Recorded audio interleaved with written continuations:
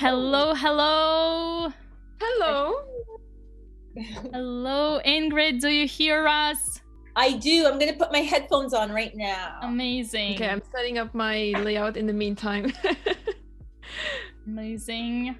We're having here with us Ingrid Gayles, a founder of Girlboss Chess. For those of you who do not know anything about this association, please do check their social networks, Instagram, website, Girlboss Chess. I'm sure Ingrid will tell us more about it. So Ingrid, do you hear us? Oh, yes. Oh, I'm so sorry. I wasn't sure that you wanted me to speak right now. Yes, Girlboss Chess is a company that I founded. I've been a chess instructor mostly to little ones for the last 5 years. I'm in Toronto, Canada, and I have taken on this beautiful initiative because the goal is to narrow the gender gap. And we teach little kids and big women. So we teach every girl on that's available to do chess with us. Do you Awesome. specialize only in like when coming to kids, only girls or all genders? Only girls right now. Okay. So it's a space for only girls. Wow. And it's Beautiful. beautiful to see them coming in and learning chess. Beautiful. Thank you so much once again for making it for us, for joining us for today. We will be starting the debate soon. We still have some more guests who will join us before we start the show. So, do you have any upcoming projects that you would like to talk to us before we start the debate, to use the time to speak about some further projects of yours, if you have some? Yes, we are. Currently, what we're doing is we are forming beautiful partnerships with different organizations that are supporting women, such as Girls Inc., Girl Friendly Society. We are super excited to get more girls into chess. And here at Girlboss Chess, we do offer a 30-minute free introductory session, because sometimes you're not sure if your child is going to like it, right? You want to put your child into chess and you're like, I don't know. So we do offer a 30-minute free introductory where we show you how we teach online, because I know a lot of people are still confused how we teach chess online, right? Because it's it's such a one-to-one, like sitting down across each other sport. However, it is quite interesting. I just wanted to share, for me as a teacher teaching little kids, because I've taught them in the classroom and online, and it's so wonderful to teach them online because kids love screens, first of all, so they're very attentive. But we make chess super fun. So you can sign up for a 30-minute introductory to see if your child likes it, and I'm pretty sure they will. And yeah, that's pretty much what we have. And we have teen queen classes and queen chess for queens. So we have adult for teens and for the little ones. Oh, that's amazing! Awesome.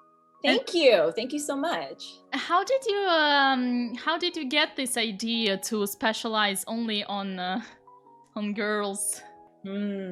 Well, it's through observation of teaching a lot of chess, that boys are always the one like, I know, and they yell out the answers, right? And with girls, I often have to find that space to and support them to give the answer. Not every girl, but this is a common, I'm sure you ladies have experienced this when teaching both genders. And also due to an unfortunate situation that also happened in my workspace, it really just made me realize that girls need a space to learn chess. And so it's my mission now. I have some goals I'll share with you after as we talk about it. Absolutely, once we start the debate. Yeah, absolutely. Yeah. Sounds amazing. Well, thank you so much. I see that we already have other guests joining us, so we will welcome them to our room. We're ready to welcome Dina, Reizniece-Ozola, and Jennifer Shahade. They are joining us right now. Hello, Jennifer. Hi. Hello, Hello. Dana. So we are now joined by Jennifer Shahade, director for US Chess Woman, 2 times US Chess Champion, and Dana Reizniece-Ozola, member of FIDE Membership Board, Management Board, and also Vice President of European Chess Union. Welcome, ladies. We're very happy to have you with us. We will soon start our debate. And yes, let me make the first short introduction. So as you know, Choose to Challenge is the campaign that has been chosen this year, particular for this 8th March of 2021. And let me introduce what this campaign is about. A challenge world is an alert world. Individually, we're all responsible for our own thoughts and actions, all day, every day. We can all choose to challenge and call out gender bias and inequality. We can all choose to seek out and celebrate women's achievements. Collectively, we can all help create an exclusive world. From challenge comes challenge. So, let's all choose to challenge. So ladies, what is your personal challenge as a woman for 2021? I suggest some of you would start first, would like to take the lead. And let me introduce the first question in the meantime. What are for you the main differences between men and women in chess? This is our first question. Jennifer, would you like to start? Absolutely. Hello, everybody. I hope you guys can hear me all right. I am so excited to be here today with these amazing women. And I know there's a lot of other women who've been on and are coming on later. So thank you, Dina, for putting this all together. It's fabulous. Happy International Women's Day, everybody. Differences between women and men in chess. You know what? I mean, I think that chess is a really difficult game. And whether you're a woman, a man, transgender, non-binary, like chess is not going to be easy for you. Like you need to find out what your weaknesses are and what your strengths are and kind of mold them accordingly. Like it's similar to another game I play, poker, that it's often said that men come in with a lot of aggression, partly because of upbringing, and they have to temper that, you know, because you need to be patient and respectful of your opponent. And there's a lot of variation on gender as well. So sometimes people come in with not enough aggression, and then they need to work on that. So I think that there's some differences between women and men, but that more important are the differences between people. I see difference in the way that women and men are treated in chess. And this is something I've had to really focus on as the program director of US Chess Women. One thing is that because it's such a beautiful image to see a powerful woman playing chess, sometimes we focus too much on the imagery of women playing chess and not enough on their games and their moves and their thoughts. So I've had to stop myself sometimes. When I used to be an editor of the US Chess website, sometimes I'd be posting an article about a women's event and I'd be like, there's 20 photos here and only 1 or 2 games. Like that's not what we need to focus on. Absolutely. Thank you so much, Jennifer, for your intervention. Dana, what are your thoughts? Hi, Dina. Hi, ladies. Congratulations and happy International Women's Day to you and to all the beautiful, talented girls and women who are following now your Twitch channel and our discussion today. So, yes, I've also been thinking about what the differences are between women and men in chess. And I have had some conclusions, my own observations. Besides the fact that Jennifer has already mentioned that, yes, girls and boys, women and men are treated differently in this kind of sports. We are somehow, though, special and different from men, I think. And this is, I think, that one aspect that makes us special, it is rather than concentrating on this fighting spirit and on winning the championship, the tournament, I guess we are much more able to appreciate the artistic and social role of chess. I feel it as our strength. Nevertheless, I mean, in order to become a champion, you need this fighting spirit. You cannot do without that. But besides that, I think chess is much more than just a sport. Chess does have this social aspect. And for example, for me, it is so that my coach, since my childhood, had always taught me not to play with my opponent or against my opponent. His lesson was to always concentrate only on the pieces, only on the board, only on the best moves possible. I never learned this lesson, but that's actually why I love chess so much, because for me, it is the game, it is the interaction between two people, between two personalities. So that is something I think that women can appreciate. I appreciate a lot. And then the other factor that I was thinking, it is really so that probably men are better in winters.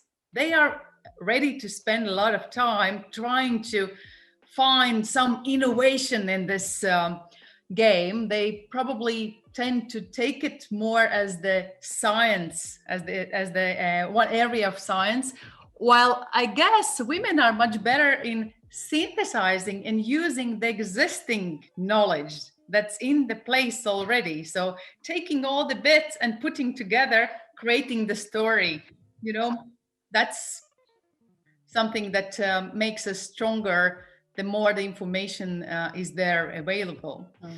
Thank you so much, Dana. Before we continue, let me bring you something I wanted to pay your attention to. In 2020, psychologist and neuroscientist Wei Jima summarized the state of research on women chess as there is currently zero evidence for biological differences in chess ability between the genders. But added, that doesn't mean that there are certainly no such differences. What do you think, ladies, regarding this? And also, yes, from my introduction, I asked kind of a rhetorical question, but I guess we can also somehow answer on it. What are your personal challenges for each of you as a woman for 2021? Ingrid, I guess we'll give you this time the word. So my personal challenge for 2021 is to get 750 new girls playing chess.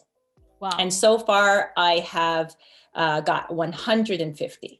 So my goal, I still have another 600 before the end of the year. And that's my personal challenge. Amazing. For you, what are the main differences between men and women in chess? So my experience, because I'm not a chess player in the sense like you ladies, and I come from a different perspective in this fact that it's really opportunity, that men get more opportunity to play this beautiful game than women. And it's interesting when I talk to some parents who have both boys and girls in their household, and the boys are playing chess and the girls are not. And I ask them why. And it's very interesting. They have no answer. And they're like, I don't know. And it's because they never thought to ask their girls, because they think chess is for men or for boys. So I think that's the difference for me is the opportunity that girls do not get the opportunity as often as boys. Wow, thank you so much, Ingrid. We welcome. Also have here with us Dutch current woman champion, woman international master Anna-Maja Kazarian. Hello, ladies. Hello, everyone. First of all, happy International Women's Day. It's great to have you all here. Great to see you all. And what I firstly want to say, I fully agree with all of you, all of your perspective. I can really relate to that. what you were saying, Ingrid, about not getting many opportunities compared to men.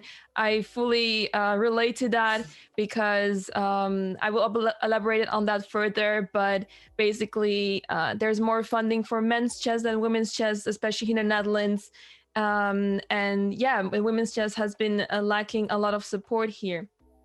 Moreover, I feel like there's not much difference between men and women's chess other than like the numbers. I mean, there's so few women playing chess compared to men, and it will be really strange to say that women are worse at playing chess simply because there's, for example, not a woman in the top 10 in the world. And yeah, I started off playing chess while my mother was like, wait a second, I like in Georgia, like of course women's chess was like really growing and stuff, but it was still like the standard, like okay, we see men playing chess, old men playing chess in parks and so on the streets. So it was a really weird view for my mom to see like such a young girl playing chess while there's old men playing chess outside, you know? So I was already facing this aspect growing up as a kid playing chess. So yeah, I fully agree with your points that you were mentioning earlier. That's awesome. Thank you so much, Anna-Maja. What is your personal challenge as a woman for this year, 2021? My challenge is I want to help promote women's chess together with the Foundation Chess Queens that we have in the Netherlands. And also I feel like the standards are super high for women, I feel like, and it's really hard to like keep up with them. Often makes me really insecure sometimes, but my challenge is to overcome these insecurities and become a better person. Amazing. And you mentioned the foundation, Chess Queens. You're also raising the money for it right now. Yeah. So I'm streaming right now, and we are raising money for the Foundation Chess Queens. We are supporting women's chess. Maybe it's time to say now that basically the Dutch National Sports Federation is basically like dividing all the money that they have available towards different sports, and everything basically goes to men's chess, whereas women's chess is getting nothing at all, and it's really upsetting. And I mean, on one hand, I can understand because I mean we only have one grandmaster among us, but the fact that women's chess is not getting any kind of support is just very upsetting. So this is where Chess Queens basically like started up, and we thought we have to take matters in our own hands and support women's chess ourselves. And this foundation has been around for already a few years, and yeah, I feel like we're doing great. I just joined the foundation. I'm very happy to support them with my Twitch channel. That's so great, Anna-Maja, and I hope people will support you, because for me, chess is not just about how many grandmasters you have. It's about all the benefits that women and girls and people of color and marginalized communities can get from chess. Often they can get the most from it because of the confidence, the ability to get the flow experience, the network. Chess opens you up to this international network. Exactly, and yeah. So I mean, fundraising for chess is not about like, well, who are the top players and how can we get the maximum amount? I think it's also about like education and the value that it brings to different people. So yeah, exactly. And I know that you're going to be a guest, and that's what I do, of course, with my work at US Chess Women. And I know you're going to be a guest at one of our events coming up. So I'm excited for the girls to meet you. Me too. Very excited for it. Yeah, I also wanted to mention that, I guess of course, I understand it to some point, but for example, when I became European champion 2015, I was on my way, like I crossed 2300, so that's already really close to international master, grandmaster level, but there was no support whatsoever for me available. And I couldn't really grow and that's what I was saying, like I was lacking these opportunities that others would be getting simply because I was a woman. So that was really upsetting. Oh, thank you, Anna-Maja, for your amazing work that you are trying to do the job and really ensure the resources for the ladies to go in for chess. And this is, I think, one of the reasons why there are less women in the chess world, while they do not choose this as their profession, because they're so big difference in the resources allocated to the women chess. And this is the reason why I think we lost her for a second. Yeah, I think. Weddings and Oh, the she's chess back. people She in is there. Latvia, She is. that women are not some kind of a second tier chess players. For 14, no, it's already 15 years. I've been organizing the kids championship, kids tournament in my birth country, birth town. And one of the strong principles there that I've kept since the very first day, it is that all the prizes, starting from the money prizes to the cups, are the same for the boys and for the girls, so that the girls feel that they are as important, even more important in my case, than the boys, so that they are motivated to go in for this sport. Wow, that's Thank you, amazing. Dana. Thank you so much, ladies. I guess it's also my time to share some of my personal goals. So my personal challenge for this year is to push more young women to play chess, but more importantly, to make them dare to enter the world of competition. Since in 2020, almost all tournaments were cancelled, I ended up streaming chess. And now I'm trying to use Twitch in order to promote women chess as well. And that's why partly we're all here. And thank you once again, ladies, for coming. I know that Twitch is a very masculine population. 80% of our viewers are men, and it is also a good opportunity to educate them on women empowerment and gender bias. And I also prepared some statistics regarding the COVID, showing that 1 in 4 women are thinking about downshifting their careers or leaving the workforce because of the crisis. And I think we also are here to make a commitment to improve this point as well. One more thing I wanted to mention since we're here, there have been some tournaments, online tournaments for professional chess players, men, mostly this year. But apart from Steinitz Memorial in the beginning of the lockdown, there has been almost nothing. There were also 2 very brilliant online Blitz tournaments, Isolated Queens. Jennifer was commentating on them. But apart of that, there was nothing for, mostly nothing for women chess. And many professional chess players have suffered in this year because of their main source of income wasn't simply there. But I guess it was even more difficult for women chess players that had absolutely nothing. I once heard the interview of Grandmaster Katerina Lagno, and she basically said that if it wasn't for Alexander Grishuk, her husband, having the tournaments, she wouldn't have any income from professional career in this year. So yes, it's also a nice opportunity for to have here to have you with us here today to discuss all those topics.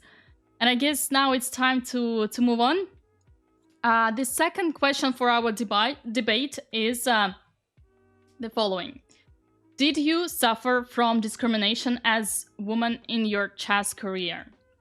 Jennifer, would you like to start? Did I suffer from discrimination in my chess career? I would say that I definitely had some instances of discrimination, of course, just people who didn't expect me to do well. I clearly remember one time when I was a junior high school student and I wasn't very good at chess yet. I actually had a really slow learning curve. I told Ingrid about this the other day. My brother was a master at 2200 and I am 2 years younger than him. I was like 1400 at the time. And people were like, what's going on? They're both from a chess family. Why is Jen so weak? But my learning curve really accelerated later. But in those years that I was like only around 1400, I remember going to this chess camp, and there was like a professor there talking about the male variability hypothesis and why like men were better designed to be like great chess players. And I mind you, I was something like 11 or 12 at the time. And I do remember being horrified. I can't remember if I walked out. My memory is blurry, but I'd like to think that I walked out. I'm going back in time and walking out right now.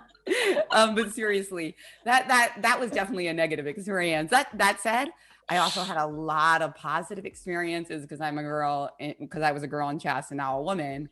A lot of extra opportunities, a lot of prizes and events that I was accepted into.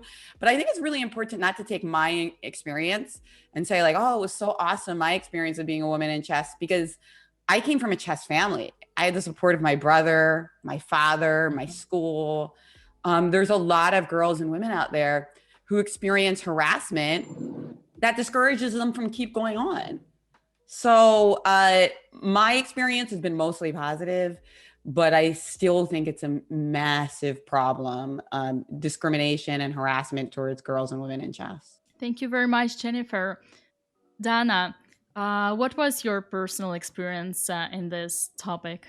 I've got a very positive experience actually, because I come from this little town called Juga where there were a lot of girls playing chess. That was a real girls' chess capital, if I may say so. And that is the reason why we felt good. We were supporting each other. We were the whole team going to the competitions, spending time together. And we did not really feel ourselves as the minority, which is not the case normally. No, normally, no. I know that it's very difficult for the girls. If she's the only one in the tournament, then the guys are peering at them, and especially in these teenager years when they grow up faster than the boys, they can get some negative comments, or not too encouraging environment is created there. And that is why it is of vital importance that really the parents do follow the career path of the girls, and they make the encouragement where it's necessary. And it's very important that the coaches as well pay the attention of how the girl feels herself in this fighting environment, in this environment where really they can be the only one or one of the only few girls participating. And this is something I guess we haven't been paying too much attention to. But I've been very lucky, as I said. The only factor is that really, yes, when I also entered the university, I had to take the decision really to leave the professional chess, even though I had twice become the European youth champion, because I understood that I would be lacking the resources to get further on to the very top. The same factors that Anna-Maja has already mentioned, that yes, support to the women's chess has been lower than to the men's. Do you think that now there is kind of changes regarding this in both FIDE commitment and European Chess Union, since you might have some experience from the inside? So this is something that I see as my mission for this year. I come from the country which has a very high natural rate of women in the management positions. 45% of the whole management positions are being held by ladies. That's actually the leading position in the European among the European countries, which is not the case in FIDE management and in chess management in general. So I'm happy that I've joined the team, so that also to kind of play the role and become the role model for the ladies as well, because I think that's also one factor that might be important for women to choose chess as their profession, if they see that there is the other perspective rather than just being this sports girl and when finishing the career having no perspective in investing in the area, in finding other career paths. So if they would see that, yes, you can still, find the place in the management and play the notable role, that might be the additional factor for them. But in general, of course, the practical support to the women chess, that's also among my tasks. And then that's why I'm very happy that the next year, actually 2022, has been announced the Year of the Women Chess by FIDE, by FIDE Council. So our Women's Commission is now working out the plan for the next year. So I'm looking forward to the great events, especially dedicated to the ladies. Another initiative that I love very much that has been coming from our Women's Commission, it is really to foster establishment of the women commissions in the continents, and the allocation of the certain amount of funding from the development fund that is being given to the continents, so that it comes back specifically for the women initiatives. So this is something that we've started to be doing, and where I would be happy to support our Women's Commission and our management dedication. This is amazing news. We're very happy to hear that. Thank you so much, Dana. We'll now move to Ingrid. So after speaking to the collective of women, Girlboss Chess, because I also proposed this question to them, because once again, myself, I haven't particularly had that discrimination playing chess, but a lot of them said the same thing, is that they weren't respected until they won. So you had to prove yourself. Nobody would take you at face value that you were a good player. And only then, when they would beat the men, that they would have the respect. For me, it's been an interesting journey. I have, as I shared with you earlier, I've been teaching chess for the last 5 years. And I worked at a company where I shared with them that I'm going to be opening Girlboss Chess. And just like other instructors who also have businesses of their own, it was no different. However, I was forced out, and they're still there. So,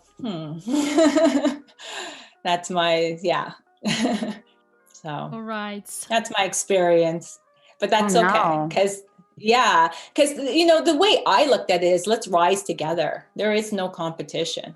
The whole goal is to get more people playing this amazing game. Exactly. But unfortunately, that is their short sight.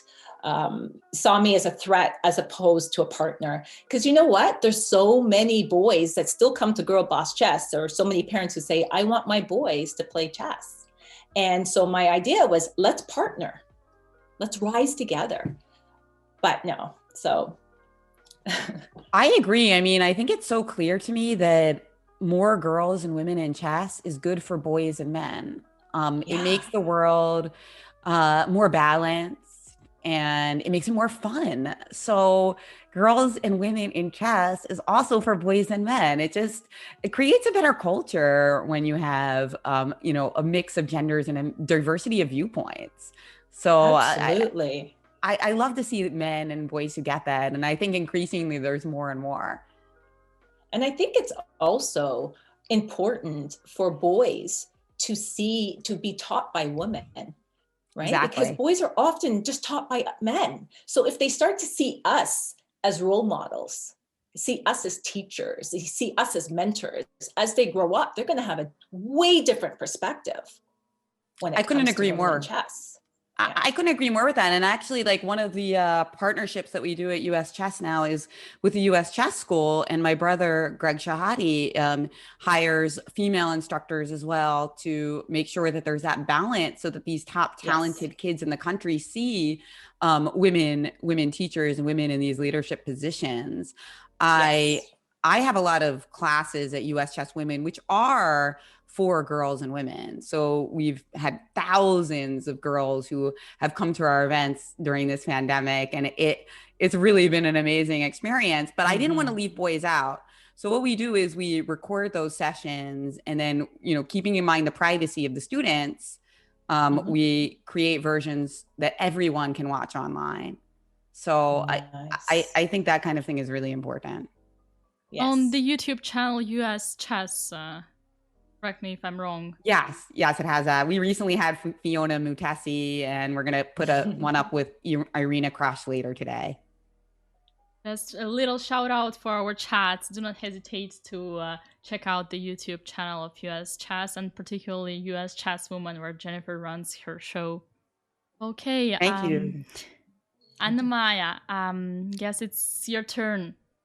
Yeah, so as I mentioned before, I think the best example that I felt like when I felt discriminated was really like the support goes to men's chess and women's chess just got zero support. I would understand if there was like some sort of like difference, like men gets more because I mean there's a lot of grandmasters in the Netherlands and so on, but yeah, as soon as I became European champion, there was still zero support, and that's when I needed most, because that's when I was actually growing and I was about to become, you know, international master maybe, but it was really demotivating that there was no support at all. So I felt really discriminated at that point. Yeah.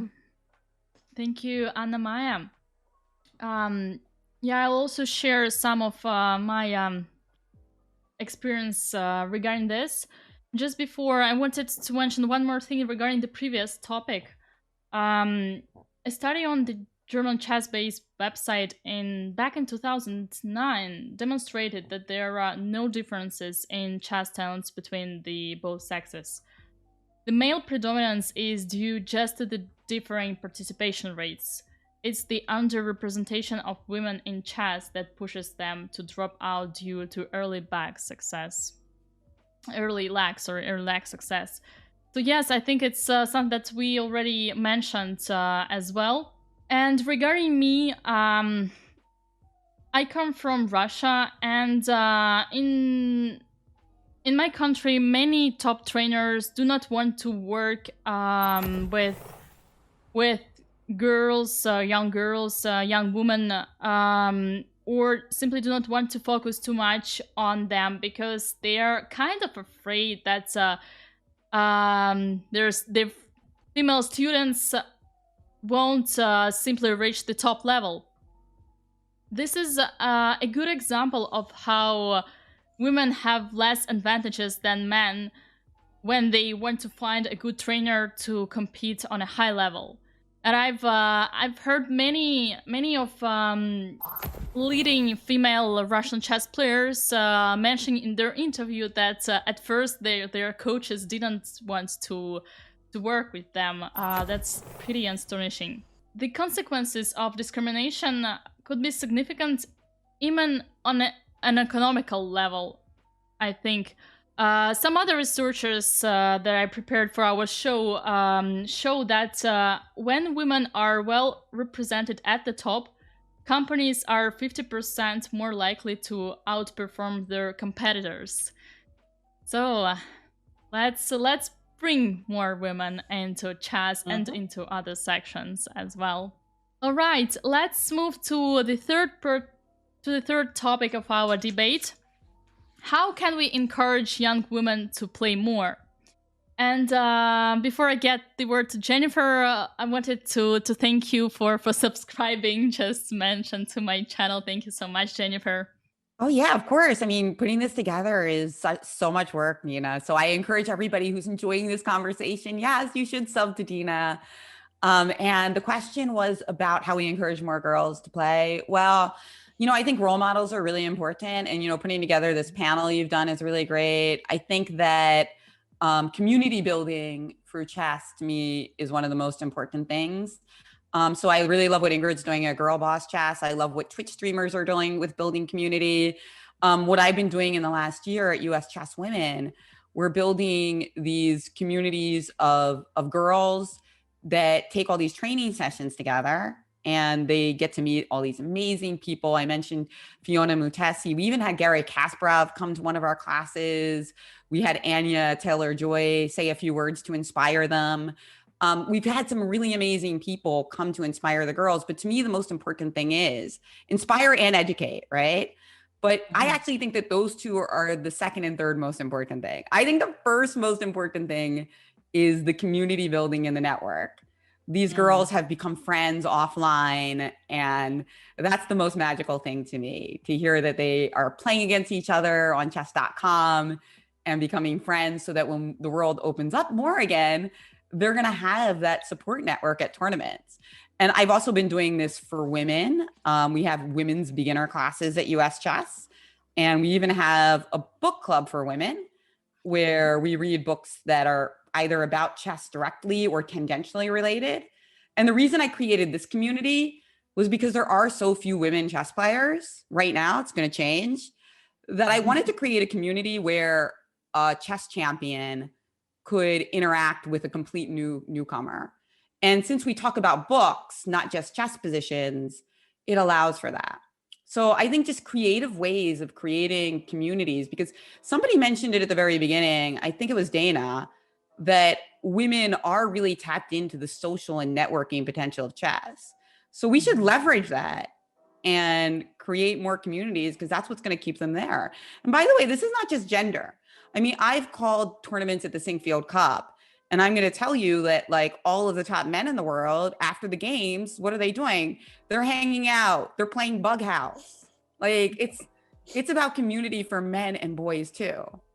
Yeah. But we just have to find the ones that work for us. Absolutely. And you also host your show, your regular show, Ladies Night. Yeah. I'm working on all the different cylinders. You know how it is, Dina. You got to do the social media, the YouTube, the classes, the podcast.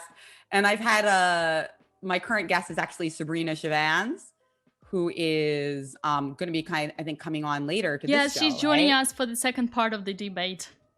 Yeah, fabulous. And another event program we do, I've been talking for a while, so I'll stop soon, but Judith Kiragu, I understand, is coming later. And I did want to give a shout out to Kenya chess girls, many of whom I've seen in the chat, because that's another community that we've built up. American girls and Kenyan girls, we meet up on the weekends and we go over chess together. Yes. And the girls from both countries get to like make friends with each other. And that's been really beautiful. And yes, I see Ingrid likes that. So we have to invite you to one of the events. Yes. You're awesome. Feeling is mutual. And may I also ask you, Jennifer, you're running your poker podcast. Are the things different regarding this gender bias between female poker players and male poker players? Well, the thing about poker, it's a little different, because poker tournaments are usually held in casinos, and casinos can be very wonderful, fun environments, but they can also be toxic and have a lot of toxic masculinity. So I think that is probably one of the biggest problems in poker, making sure that women feel safe in the place that the tournaments are taking place. Now, let me say that's also could be a problem in chess, but I think that a lot of time chess is played in like environments that are a little bit more secure. But poker and chess have similar issues. Women who play are celebrated and people love to see them, but they're also sometimes harassed. And as Ingrid said earlier, if a woman gets good, people are like all over it. They're super excited. But if she's new, sometimes she's kind of like even more uncomfortable than a man would be, because people are just like, what are you doing here? So yeah, I think there are similar issues. One thing I think chess does really well, better than poker right now, is because you don't need a lot of money to play chess. I do feel like there's more diversity in chess, partly because there's all these philanthropic efforts to bring chess into inner city schools, into at-risk youth, and that work does pay off. It needs to accelerate. We need to do more of it, especially with technology and technology barriers and barriers to access. We need to do more of it, but I'll say that you can see that it's working. When you see somebody like Tani Adewumi be one of the best players in the country after, moving to America as a homeless refugee from Nigeria. And now he is, an absolute star.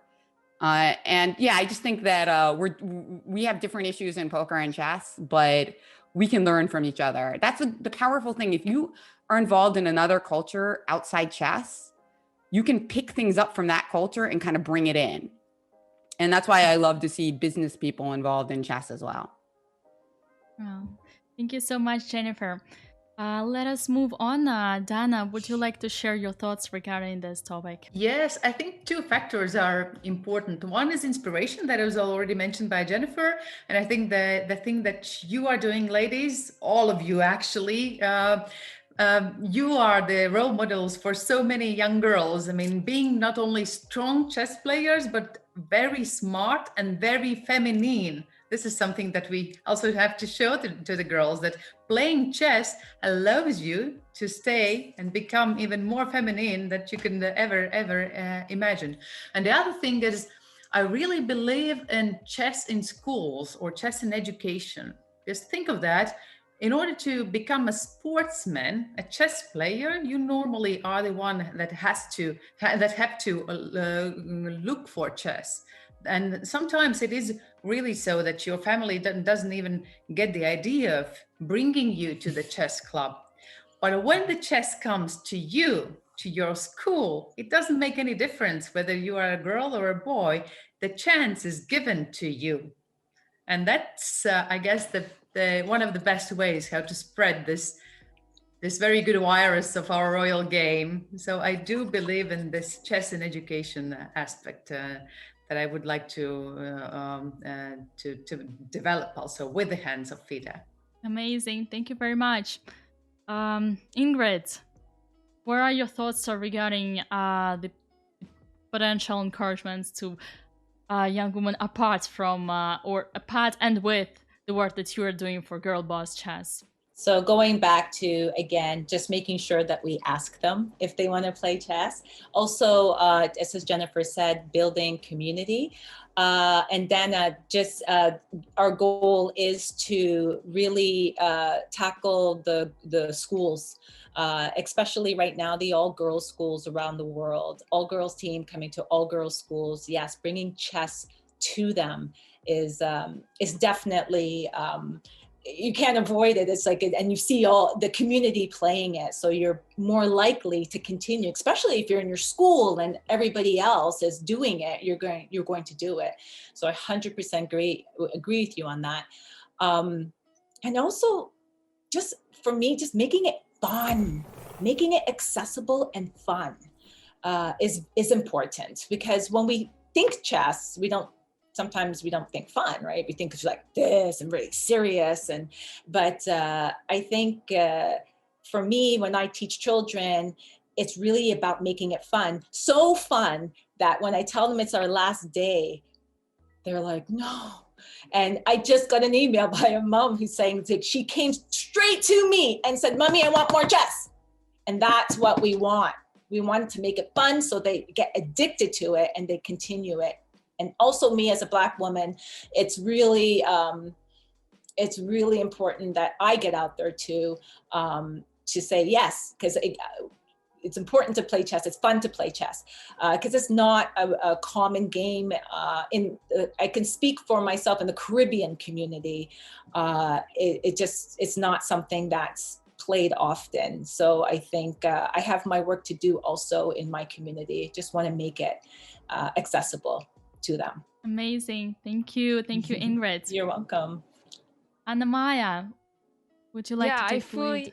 Yeah, I fully agree with everything that has been said. Having a role model is really important. Building communities and bringing chess to schools, making it accessible and fun is really important, because often I would see like very talented girls just being very good at the game, but at some point they find other interests, or they have friends who are not familiar with chess, but they have like other interests, and you kind of want to keep up with them. So then you have to make a choice, and they end up quitting with chess.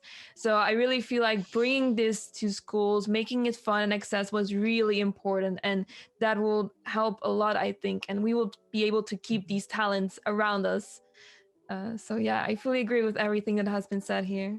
Thank you, Anna-Maja. For me, it's like in business or politics. It's only by creating female role models that you can start a thread that will push more women into the game. And in few years, I'm pretty sure we'll be able to have fierce women in every disciplines.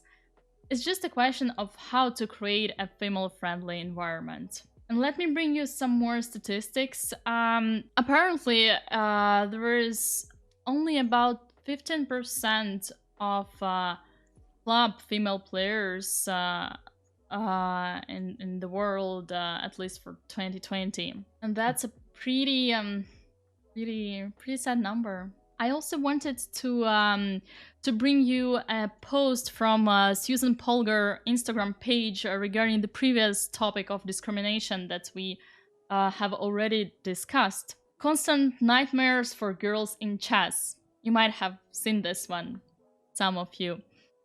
One time, when I was a teenager and already #1 rated female in the world, a male 4 or 5 years older than me made unwanted sexual advances to me.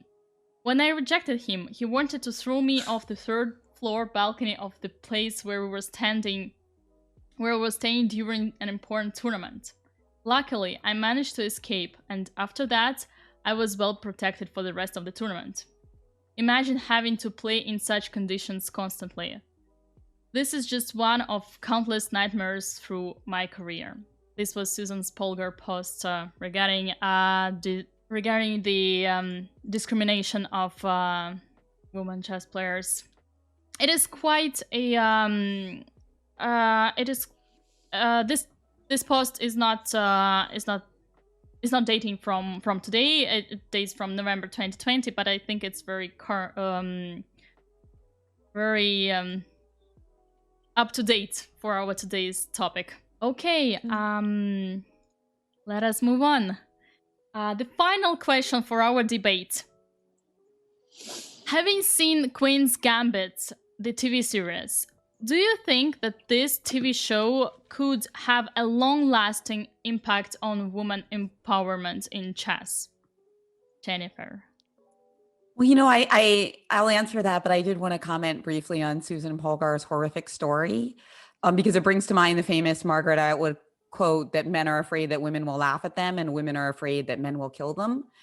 And I think it's really important. It's true that it's not something that all women have experienced, but we should still remember that creating a safe environment in chess is so important. And sometimes it unfortunately goes beyond the chess world and into the world itself. I mentioned to you poker and casinos. You could do the greatest job of organizing your chess tournament and keeping people safe, but if it's located in an area, there's still that chance that a woman will not feel safe. And I remember reading on chess.com a series of articles during the Black Lives Matter movement about, and one of them was by a man who said that he didn't like to play in the suburbs because he often got stopped in his car. And I think that that's something that we should always be conscious of. How can women report incidents like this? At US Chess, we actually have safe play guidelines and a hotline and an abuse email, abuse@uschess.org. Now, I know that realistically, not everybody is going to use mechanisms like that, but it's a start, that we feel there's a way, if something happens like that, for people to spread it and make sure it doesn't happen to other women. And of course, punish the perpetrators, but in addition, just to build that strength of community. So going to Queen's Gambit, ironically, one of the only criticisms of that show is that Beth was treated spectacularly by all men throughout the series. Which wasn't the case for the time being. Yeah, I mean, I didn't really think that was a problem, because as much as I truly believe what I just said, that we need to work on that, I also think that art doesn't always have to be realistic, and that to me, the Queen's Gambit was a bit of a fantasy. And I celebrated that fantasy. It was beautifully done. I do think it will have a long-lasting impact, partly on what Ingrid was talking about earlier about the parents, because kids can't really watch the show. It's a little too racy, the drugs and the sex, especially the drugs. I think that, mostly like 11 plus, sometimes even 14 plus. Depends on the parents. But I think that parents see that and they see this amazing image of the brilliance that women possess and how sometimes it is not allowed to flourish because they don't meet a Mr. Scheibel. And they don't have all these incredible people allowing her to flourish. So I think they'll see that, and educators will see it, and they'll realize that we have to look for talent everywhere. So that I think will be the long-lasting impact of the Queen's Gambit. Thank you very much, Jennifer. Dana, what would be your thoughts? When you were recalling this tweet of Polgar, I also thought about the fact that actually, if you take chess only as the sports and teach your kids only to strive for the highest achievements ever, you lose a very important part of it. I mean, chess, as any other discipline, as any other kind of sports, actually ought to prepare you for the life. And it is the ultimate task of the coaches, not only to give the skills of this game, but also to give other elements for you as the human being, and respect to other chess players, respect to other sex, respect to other people who are different than you is a vital part to be taught. And this is something that the chess coaches and trainers and teachers have to keep into the mind. So I hope the more people and the more coaches we would have with this sense of mission, the better. And that is, once again, why I love this concept of chess in education. Yes, because over there, it's not the sport development that is in the center. It is the harmonic development of a personality, of a human being. But regarding your question about the Queen's Gambit, yes, it definitely does raise the interest of the girls to go in for chess, at least of their parents to send the girls in for chess. But whether or not it's going to be another hype or still have a long-lasting effect, it is really in our hands. Also, the policy makers of the chess world hands, so that we demonstrate that we are welcoming the girls, those who want to go in for this sports, and give them the chances, give them the opportunities, and value them highly, so that they feel comfortable in this world of chess. Thank you, Dana. Ingrid, where are your... I think it's definitely opened the conversation for women in chess. It was interesting that we just started piloting, and Queen's Gambit came out 3 weeks after we started, and we actually had no idea. I didn't know it was coming out. So the timing is beautiful. And so I know. And so with the Queen's Gambit and opening up this business came a flood of girls. And I think just the fact that we have these girls now, and that they've awoken to the beauty of chess, the benefits of chess, that they will continue on. And I think this is a ripple effect that is the biggest push we've ever had for women in chess. Beautifully said. Thank you, Ingrid. Anna-Maja.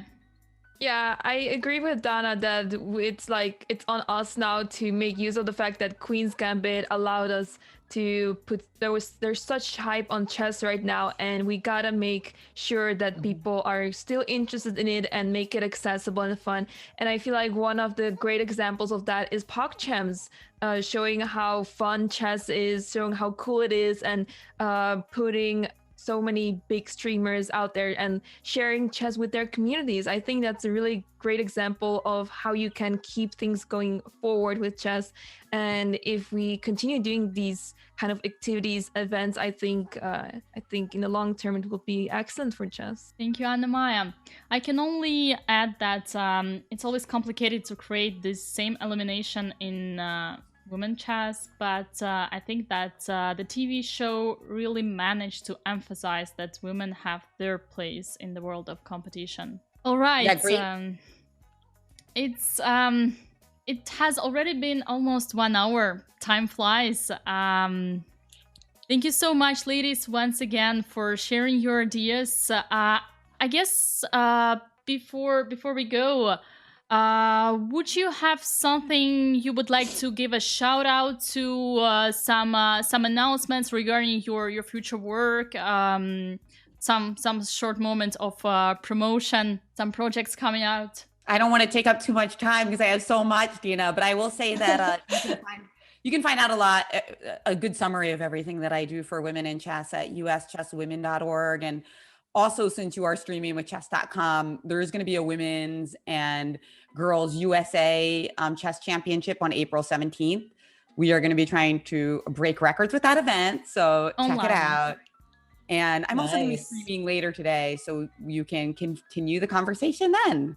And thank you for having us. Amazing. Thank you so much, Jennifer. Ladies, any last words? Any particular last word? Okay. Well, thank you for this opportunity, Dina.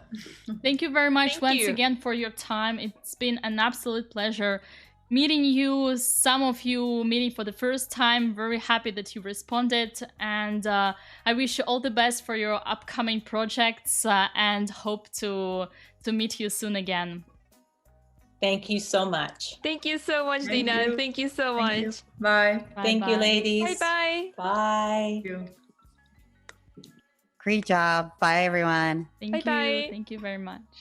Okay, chat, everyone, thank you so much. Apologies, I didn't respond to the chat.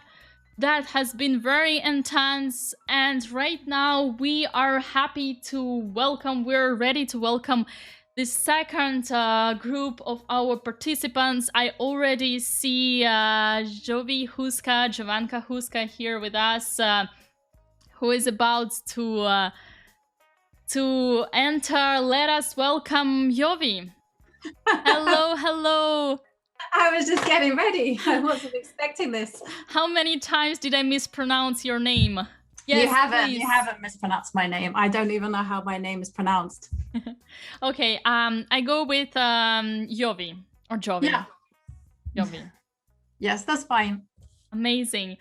We're about to welcome further participants of our show. They are coming right now to our suite room to be joined by Judith. Judith Kiragu. Hello, Judith. Hello, good evening. Good evening. One small reminder to your ladies, if you have a stream open, make sure to mute it on the background, mute the sound, so that we do not have the echo. Otherwise, all seems to be great. Thank you so much, ladies, for joining us. It's an absolute pleasure having you. We have already had a first part of the discussion of the debate just before with some amazing women, and right now we're getting ready for the second part. We're lacking one more person, I believe, for now. And yes, welcome. How are you feeling? Oh, it's fantastic to be on this show. Thank you so much, Dina, for giving us this platform to, come together as ladies. I think it's amazing. There's so many, not only women and girls, but so many people here in Kenya who are following up on, and they're asking, when are you coming on? Oh, great conversation. I think you've done a fantastic job. Thank you very much. Yeah, I have to echo Judith's words, Dina. Thank you very, very much for giving us a platform to talk. And I was listening to Jennifer and Dana and everyone, and I just absolutely loved what they had to say. And I really enjoyed their thoughts. And it's just really inspirational to see intelligent, articulate women just talking and discussing chess without being overwhelmed by the majority of masculine voices. So thank you so much. Thank you, ladies, for your kind words, and also thank you very much for your time, for making it work. And yes, while we're getting ready, you said you were following the show. I guess you're now more familiar with the topics of our debate. Yeah, a little bit, but I was really impressed with what everyone had to say. It was kind of exactly what I've been thinking as well. I loved what everyone said about needing to build a chess community, because one of my things that I've been doing over this last year is trying to build up a elite chess, an England women's team that's been online. And that's one of the things that we discovered, that community is super important. And it's also be very, very important for us to maintain it, which actually we've been struggling, because we had initially we had 300 members, and now we do still have 300 members, but we're struggling to retain the momentum. So everyone was saying was just perfect.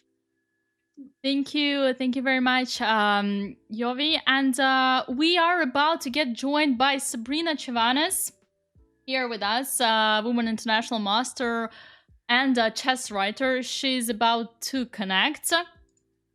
We will soon have her with us as well. Hello, Sabrina. Welcome. Thank you so much for coming, and welcome to our debate.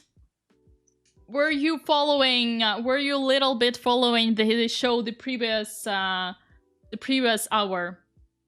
I've sadly been on another chess lesson, so I've been doing that. That's amazing. That's actually amazing, because like this, you won't be bored by the same questions, unlike the ladies. Yes, with that being said, the questions will remain the same.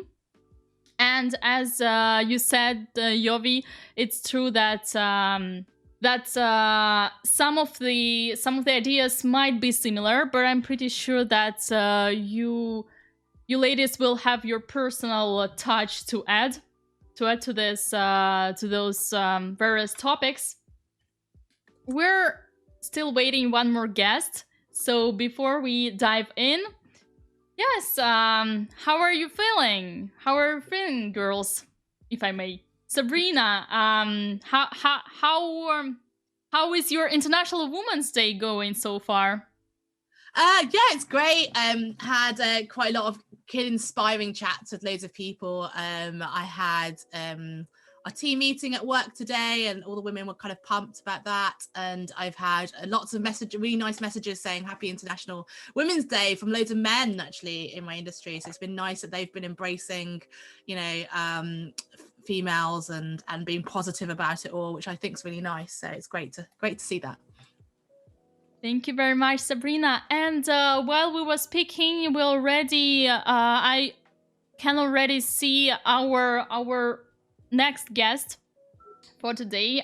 Juga, chess artist Juga, is about to join us, and let me admit her in our room. Hello, and welcome. Hello. Wow, what a nice looking. Hello, Juga. Do you hear us? Do you see us? Loud and clear, ladies. Amazing. Welcome. Thank you. Happy Women's Day. I'm Thank glad to be you. here celebrating with you. Hello, Yovi, Judith, and Sabrina, and Dina. Thank you so much. Thank you very much. Happy to see you. Happy to see you here with us. As I was mentioning earlier, we will be hosting your premiere today, which has been released some 3 hours, I guess 3 hours earlier. Your premiere has been released. We will be hosting it later on. And yes, let me open the discussion, which has already been partly open, but I'm pretty sure every of you has something to add. Once again, let me remind you the campaign theme for this 8 March 2021. Basically, every year, the International Women's Day organization chooses a specific theme, and this year the theme is Choose to Challenge. You can see it on the overlay. You probably saw it on our advertisement flyer. This campaign is to encourage women to lean in and break gender bias. I'm very happy to have an opportunity to host this show with you. The slogan, so to be mentioned worldwide on this campaign, goes with the following. A challenged world is an alert world. Individually, we're all responsible for our own thoughts and actions, all day, every day. We can all choose to challenge and call out gender bias and inequality. We can all choose to seek out and celebrate women's achievements.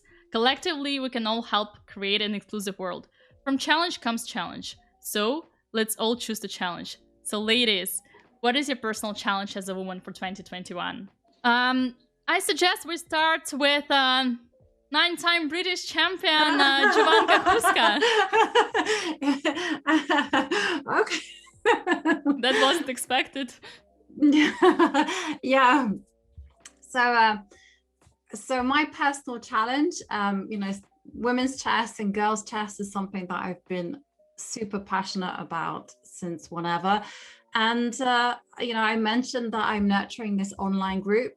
I would like to do more things with this group. I mean, we started a community. It's dwindling a little bit, and I would like to really just push forward with that, use my platform to just promote chess as much as possible. And what I really want to encourage these girls to do is not only establish a community, I want to give them a pathway as well. So if they want to get better, they're able to do that. And we're thinking of doing that by, first of all, starting off with the grassroots, the young girls, and just encouraging them to play by giving them little bonuses once they compete in a certain amount of team battles. And we're coming up with a structure. So that's kind of my thing that I want to do now. And I just want to make myself, at the minute I have quite a public profile, and I really want to be using that for helping girls and just showing them that they can break down barriers and that they can achieve anything. Wow, thank you so much. Thank you so much. That's very inspiring. Okay, Sabrina, you're a chess writer. You're also founder of Complex Creative. What is your personal challenge as a woman for this year, 2021? I guess does it have to be directly to do with chess, or you mean just in general, personal? In general, of course. So I think mine isn't necessarily to do with chess directly, but I'm still very much big involved in chess, and I've done a lot of I've still done a lot of teaching, especially for young girls. The lesson I was just on was another young girl. And I know Judith from the Kenyan and US kind of chess events that Jennifer Shahade runs, for example. They've been fantastic, so I'll still continue to be very much involved with all of that. So I obviously want to continue to inspire young girls all over the world to play chess, but I actually really want to inspire young female entrepreneurs, because I feel like that's what I've done. I kind of branched away from, I was at medical school, and that's kind of the normal path I went down, like that sort of education, but I broke away from that and decided to start my own company, which is really difficult. And I'm in an industry which is really male dominated. So, we build websites, and most people come to us and they think, right, women can't build websites. And I get that on a daily basis. Literally on a daily basis, I still get, can I speak to your male boss? Like, there must be a man in charge somewhere. Or, sorry, I need to speak to a developer. And I'm like, no, I am a developer. And they go, no. There's a guy, I'm sure men will understand what I'm talking about more. And it's every day I still get this sort of gender bias, this sort of negativity. So my aim is to try and make the world aware that women can do this thing. I know there's loads of great organizations out there like Girls Can Code, but it's not just that. It's about gaining more respect for every female business owner out there, for people to speak to them with the same respect that they speak to male business owners. Like, just because they are running the company doesn't mean they're any worse at it. So I would love to kind of get loads of female business owners out there to feel empowered that they are good enough at their job. They don't need to feel like they need a man to help them run the company, and to get the respect that they deserve from men out there. So that's kind of my big goal for 2021. Amazing, thank you very much. Judith, you're a founder of Yes. Lighthouse Chess Club Kenya. What is your personal challenge for this year 2021 as a woman? Well, thank you very much, Dina. I think I love the call, choose to challenge, because it is a call to action. And I believe that I chose to challenge several years back. I mean, I've always been taking up challenges, especially when I found my voice, because I tend to see that a lot of women kind of like shy away. And I was very meek up to about the age of 18 years. But the minute I found my voice, then it was about using it tactfully to try and rise above the challenges that are there. So I've been taking on challenge after challenge every year. And of course, this year, one of the things that I want to do is to run for the leadership of the federation, the chess federation here in Kenya. And it is just like any other country. I've been listening to what's been happening. A lot of societies are so patriarchal, and they don't feel that ladies are ready yet. But those are the kind of challenges every time that I set up a project or a program, somebody comes up to me and says, you know, you'll not be able to do this. And I take it on as a challenge. When I started the Lighthouse Chess Club, somebody came up to me and said, you know what, if you last 2 years, then I know you're serious about what you're doing. And I was like, oh, really? Initially, there's another project that I set up. I set up one of the finest casinos here in Kenya. And somebody came and gave me 3 months to run it to the ground.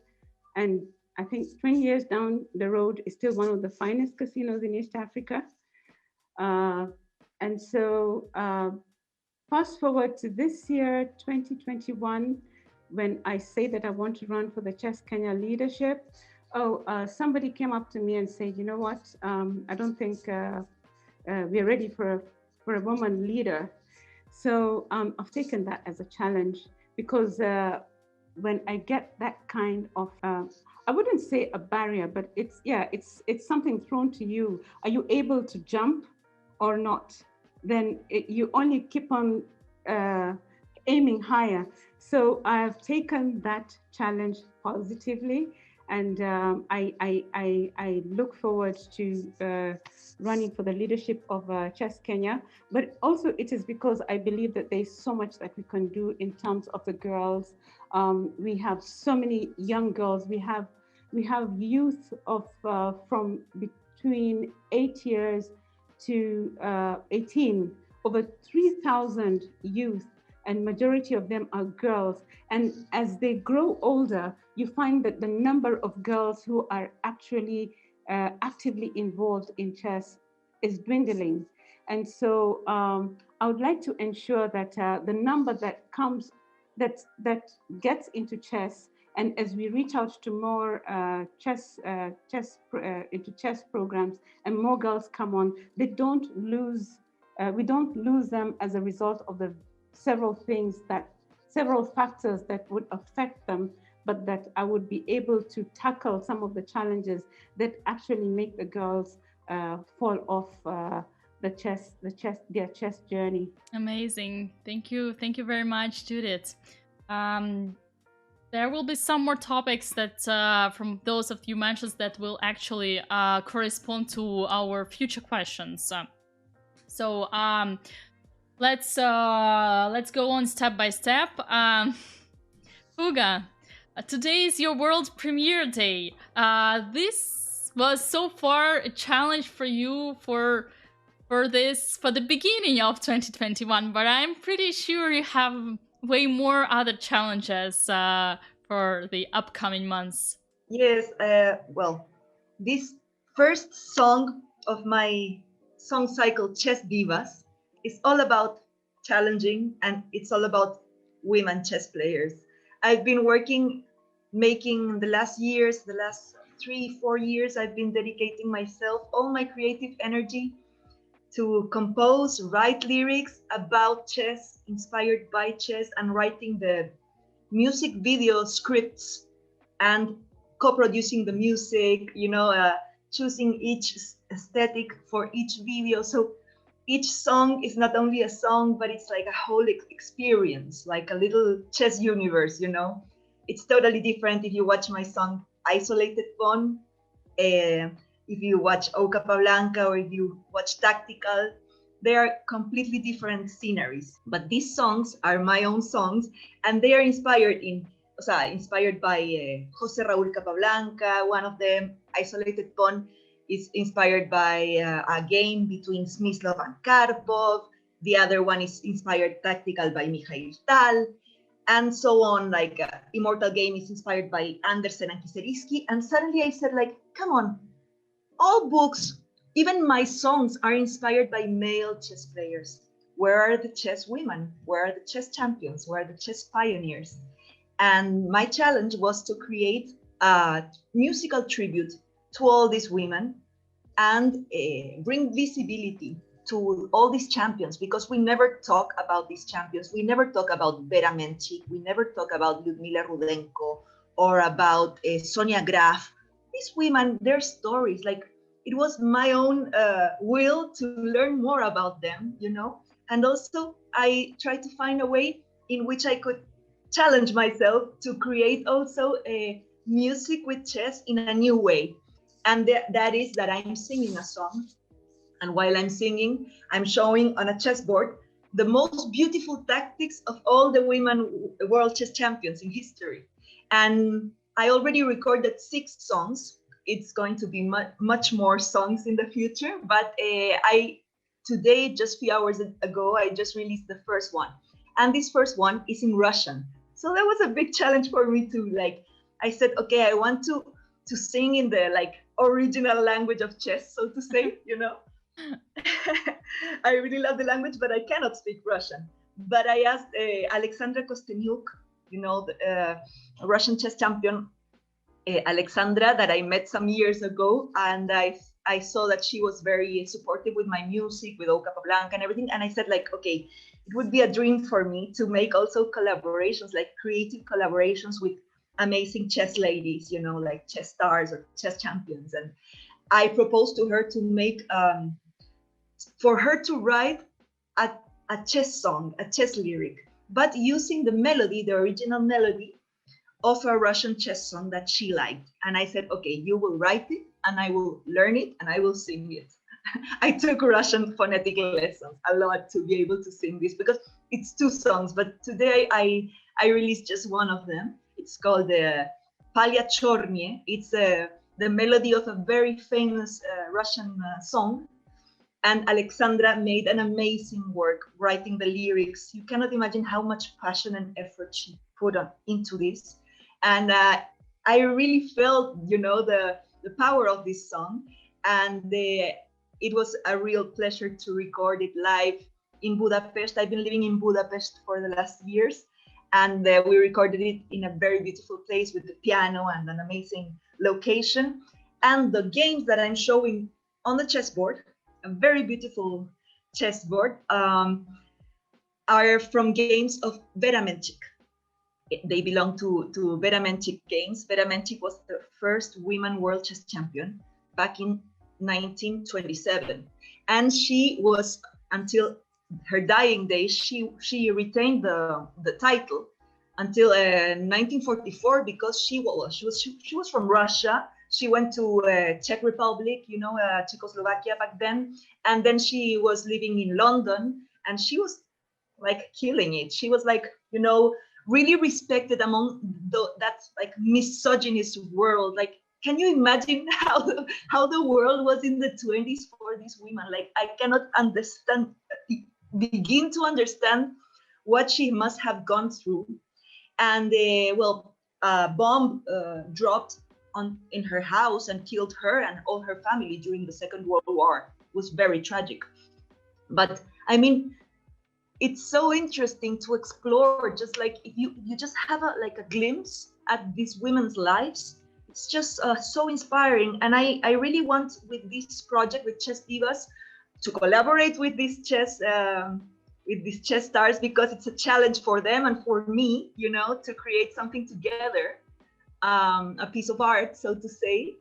and also to bring visibility to all these women chess champions, to talk about their games, to learn their stories, to know how they look like, where they were from, which struggles they had, and to feel proud, because I feel that to bring more girls to competitive, like professional, to make them want to dedicate so much energy and time since a very early age, and to make their parents and their tutors and their teachers and their trainers and their sponsors and the government, whatever, they have to see examples of these women. And I feel that the women chess champions are like behind the veil, you know, like where are they?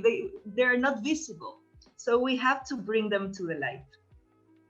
Amazing. Thank you very much, Huga. And looking at the time and having you introduced, so to be the premiere on your own, I suggest that we do watch the song right now all together. I will put it on our stream right now, this song. So ladies, I welcome you to open the sound once we switch off on the stream, if you have it open on your backgrounds, to open the sound and watch the premiere on the stream.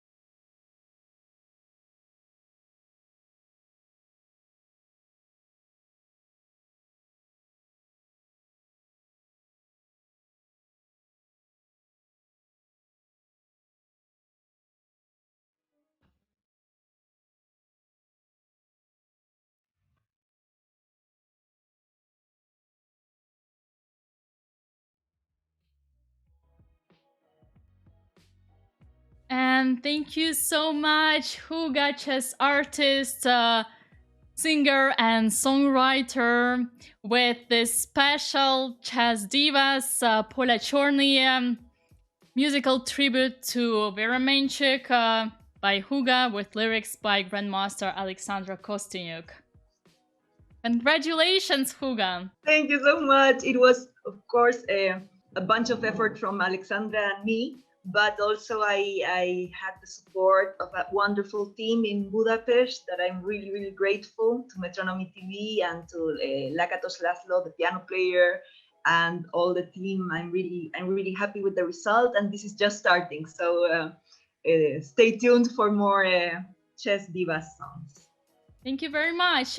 Let us continue the topics of our debate. The next question that I would like to ask you is what are, for you, the main differences between men and women in chess? And before I let you react on this one, you might have already heard this one from our first group, but still there are many new of you. So in 2020, psychologist and neuroscientist Wei Ma summarized the state of research on women in chess as: there is currently zero evidence for biological differences in chess ability between the genders, but added, that doesn't mean that there are certainly no such differences. So, Jovi, every time I want to pronounce your name, I'm struggling.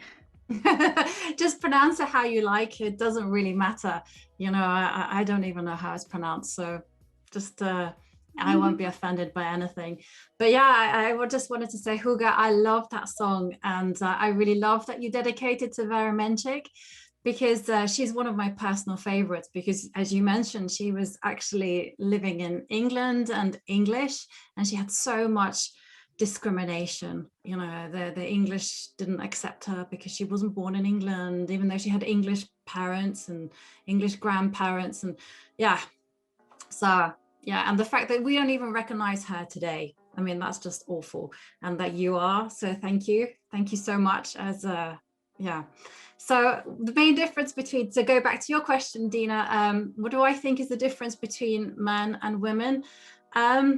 You know, one thing I have noticed is that men are very confident, and they're very confident about their opinion. They're very confident if they make a mistake. And I've noticed the women, and I don't know whether this is because, you know, this is something society has trained us to do, or perhaps because we're in such a minority, we're not that confident. And we won't go into a game believing that we can. You know, if we play someone higher rated, we kind of think, oh, well, a draw is a good result. It's kind of very rare, and we have to have the right supports to kind of say, go for it, you can do it. And I think that's something that holds women back. But my belief is that as soon as we have the numbers, as soon as we start telling girls, hey, you could be the world champion, like out of everyone. And I think that will start remedying. And once we start seeing the visibility of women, then I think that will get better. So for me, the biggest difference is just that men think that they're better than they are. Thank you so much. Thank you so much, Jovi. Sabrina, what are your insights regarding this? It's funny that Jovanka just mentioned that. I just said Jovanka, like, I have no problems pronouncing your name, I'm pretty sure. That's how I've always said it, so hopefully that's not fine.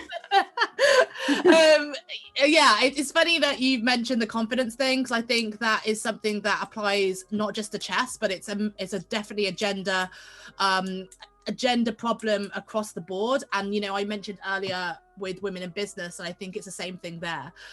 If you look at the language of, you know, females in business, or in any sort of power, in fact, and they have an almost apologetic demeanor if they are ever asking for something. So if, you know, say if you take a female boss, instead of, you know, giving out instructions very confidently like a man would, walk into him and be like, you need to do this, women might be like, oh, sorry, can you, you know, and they're phrased in that way. They apologize for doing their job or doing what they should be doing, which is just wrong.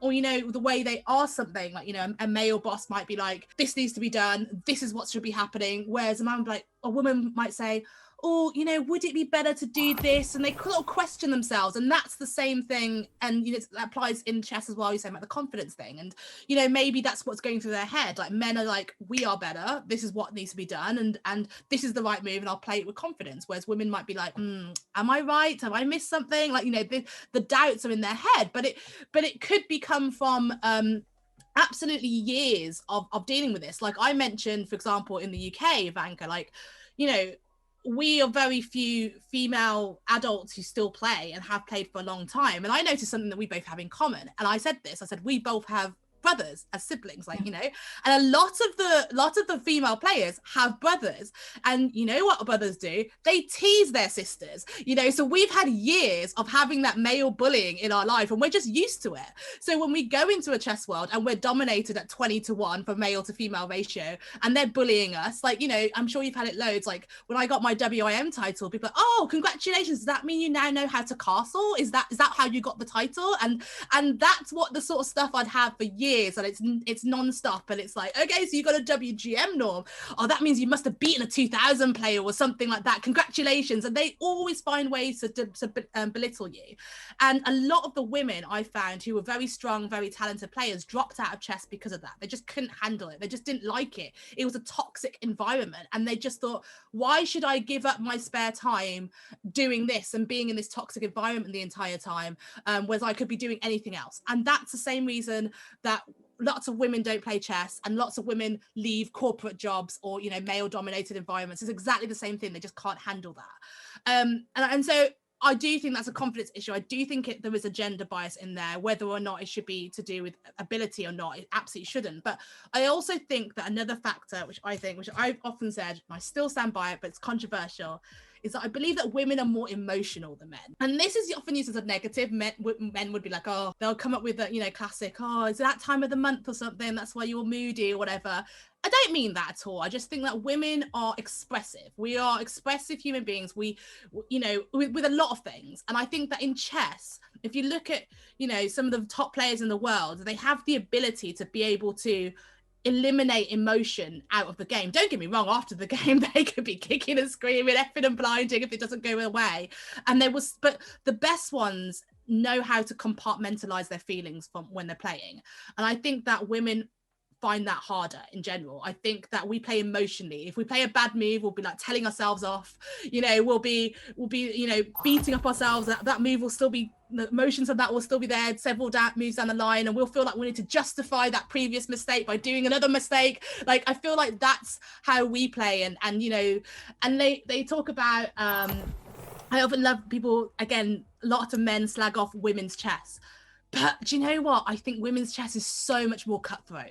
Like, I don't know, I've played two of you in this chat already, and you know, I've lost to both of you, but you know, I feel like when we've played, like, you know, and we're friends off the board, right? But on the board, it's cutthroat, and you know, you have absolutely no problems. We'll go for each other. We'll do it, and there's none of this like pussyfooting around and trying to play, like, you know, that sort of thing. I don't see that in women's chess. I love watching, for example, the US Women's Championships is televised on stream a lot, and the women's chess is so much more exciting than the men. Sorry guys, but it really is. Like, the women's chess is so much more fun. They are so lethal. Like, I love watching some of those girls play because it's just, they just absolutely go for it. They don't have any fear and they go for the attack.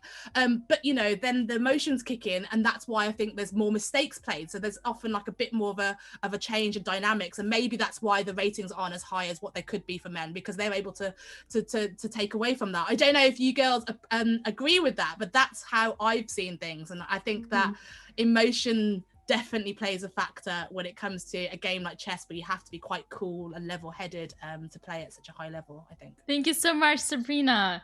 That's been very, very impressive. Thank you. Judith, please tell us, what are, according to you, the main differences between men and women in chess? Thank you so much for that question. I think the line about men and women is drawn at birth, especially in Africa.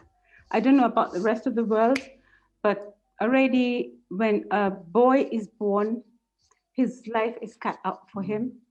And when a girl is born, her life is cut off for them. So as we grow up, there's that constant reminder from our society. And I did mention initially that we are such a patriarchal society. You know, you're told that, oh, girls don't do this, and boys, boys don't cry, or you've got to you've got to behave in a certain way. They you find that there isn't too much expectation on the male or on the men to project a certain image, but for the ladies are expected to project a certain image that's going to conform to the society's eye, and then that you find that as we grow up over time, then like what Sabrina said, it becomes now a confidence issue, an issue that I need to step back. I cannot be that forefront. You really need to have somebody there who's supporting you, telling you, you know what, you can do it. And in fact, my club, the Lighthouse Chess Club, is one of the clubs here in Kenya that we set up an all-girls team in 2018 to play in the league. We didn't have any man playing in the league, and it was such an innovative concept, because the girls suddenly felt that here was somebody who was going to look after the needs of the girls.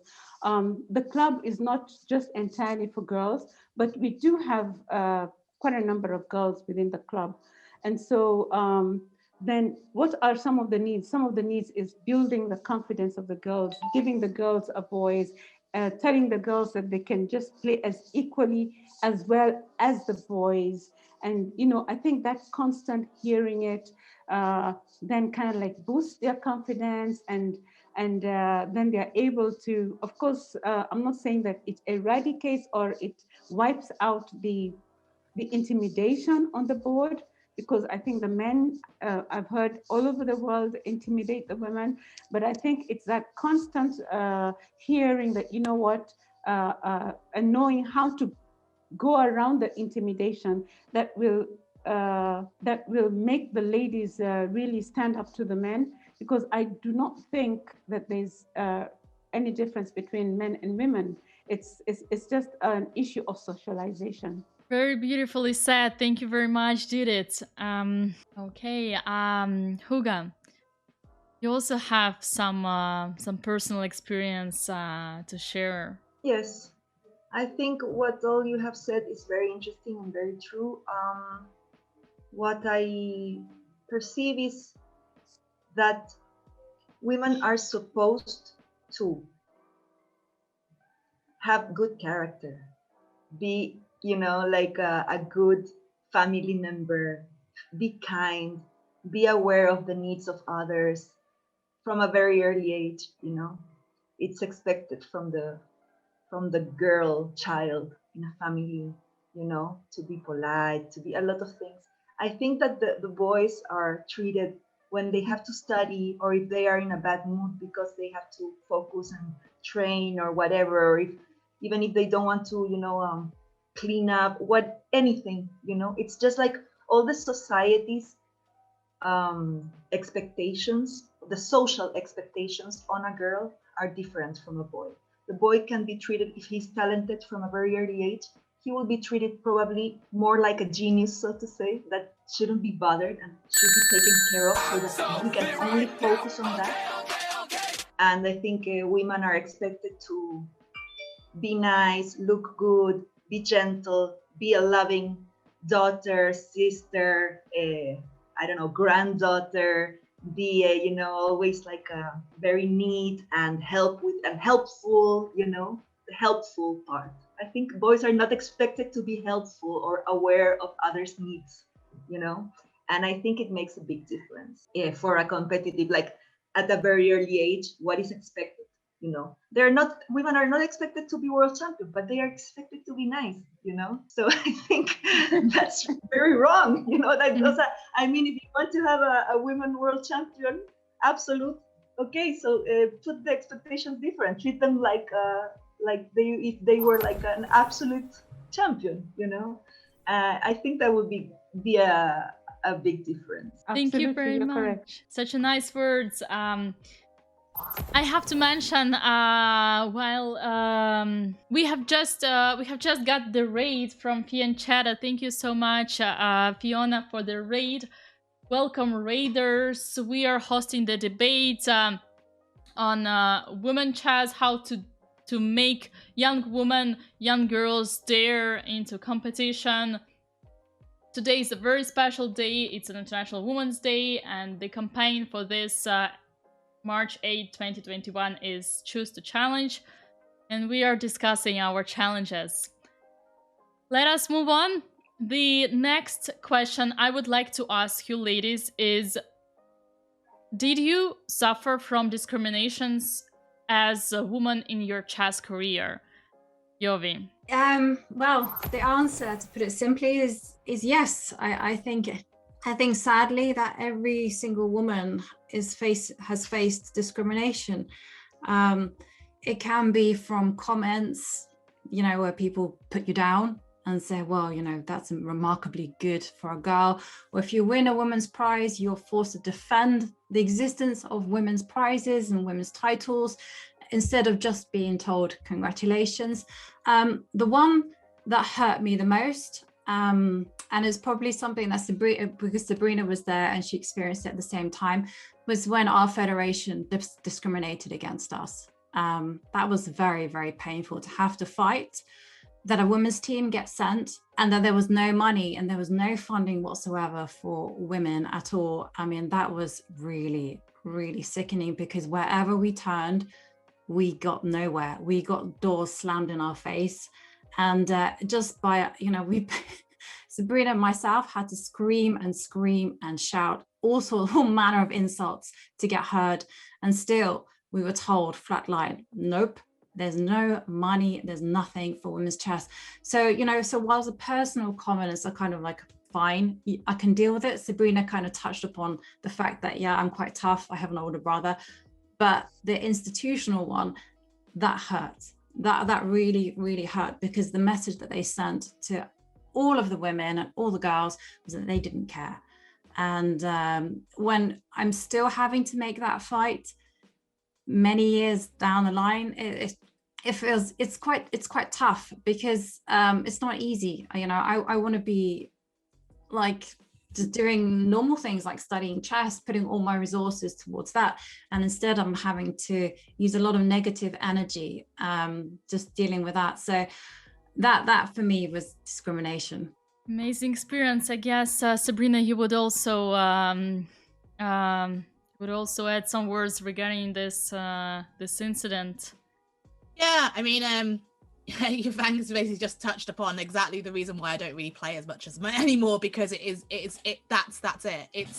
It's you work so hard. I know that Jovanka and I spent several years working as like, that was what we tried to do. We worked for the federation as, managers of women's chess. That together we tried to do so many initiatives. Like every time I tried to do something great for women's chess, it would get shot down. Look at our girls tournament that we ran. It was amazing. We inspired girls all over the country. So many came together, and then that wasn't allowed to happen. And we tried to push loads of different initiatives through. That was told no.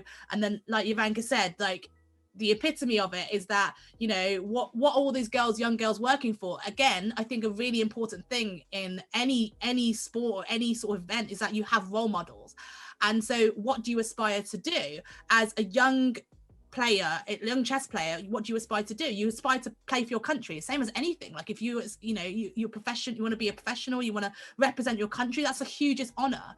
So for that to essentially be taken away from us, that they were like, well, actually, like you said, it sounds like they don't care. They don't see us as worth it. They were like, there's no point sending a female team over because they're just not going to do well. They're not going to get medal chances. That's a terrible attitude. And then how do you expect us to perform when we do go over? Because we know we don't have the support. We know that it's like, then how are we ever going to perform well? Because we know that our country back home isn't behind us.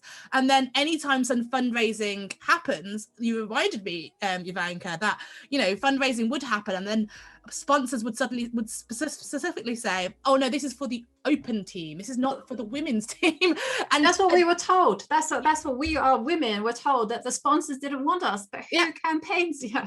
So all these sponsors will support the men, but they were like, oh no, in our defense, it's not a men's team, it's an open team, so you guys can try and play for that. I'm sorry, but that's also just really kind of a disgusting attitude. It's basically saying, like, giving a big middle finger up to the women and saying, look, you know, we're going to campaign, we're going to put all this money in, but only for the men. Like, you know, we don't care that the women aren't going to, you know, how are any women in our country ever supposed to, how are any girls wanting to play chess if that's the way that they aspire, if that's their aspirations, to be treated like that? Why on earth would girls play chess? That's what I think. If that's what we're aspiring to be, why would we play chess? And yeah, that was it. I mean, I love the game of chess. Otherwise, why would I still be out there trying to encourage people to play? I love that. You know, I've really enjoyed my experiences, you know, playing for England alongside yourself, Jovanka. Like, we've been to so many events together, and it's been obviously the utmost honor to play for your country. But it's the treatment, and knowing that you're not respected, knowing that people are back home saying stuff about you, and, you know, like, every time you don't do well, there's criticism about women, or look how bad the women are doing, isn't it a joke, why do we even send them, what's the point? And it's that consistent negativity that makes it really difficult to continue. And I think that, yeah, that's really, it's a shame that still happens. It's 2021 and that's still the attitude that people give us, and it's really difficult to inspire others to play something if that's what we're getting when we get to there. So thank you very much, Sabrina. And let me read the comment down below. Jennifer Shahade, who was here with us in the first part of our debate, says, I really agree with Yovi about the negativity. Too much negativity about women in chess, even if well-meaning. Instead, celebrate all the amazing women and girl players, entrepreneurs, and gamers and streamers. And we also had a raid from Anna-Maja. Thank you so much, Anna-Maja, for the raid. Welcome, everyone. Anna-Maja was also here with us, Women International Master, and also current reigning Dutch champion 2020. Thank you so much, and welcome, raiders. All right. Let us continue. Okay, Judith, did you, throughout your career, your experience, suffer from discriminations? You basically mentioned a lot of this already when the first time you spoke. Maybe there is something you would like to add. Yes, I am a project manager, and also I have a background in education. And so I think I don't suffer from discrimination because this is something that, you know, when you're faced with, you're able to tell when somebody is trying to put you down. And when you actually are in a position of where you're providing guidance or knowledge to somebody, then you will not allow your learners to intimidate you. And as such, you find that you transfer that actually to the chess players. I'm not a chess player, but I'm a chess organizer. And I have seen discrimination amongst the chess players.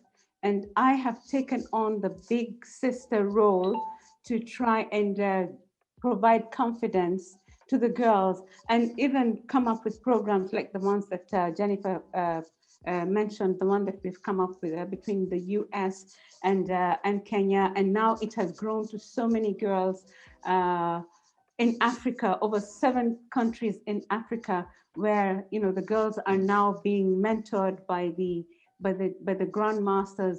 And so you find that when there is a big sister, if somebody plays a big sister role or a big brother role, then you find that the level of intimidation or the impact of intimidation is much less than if somebody it just gets hit by intimidation flat out in the first instant. So and this is one of the things that we have been trying to make sure that we try to reduce intimidation, you know, between the players, so that the girls are more confident and and are able to stand up for their own and focus on their games, and so that their performance is not affected. Thank you very much, Judith. Juga, we have already mentioned a lot about discrimination in for the hero of your premiere, Reizniece-Ozola. Would you like to share some experience both for you and for maybe for Vera? I'm pretty sure you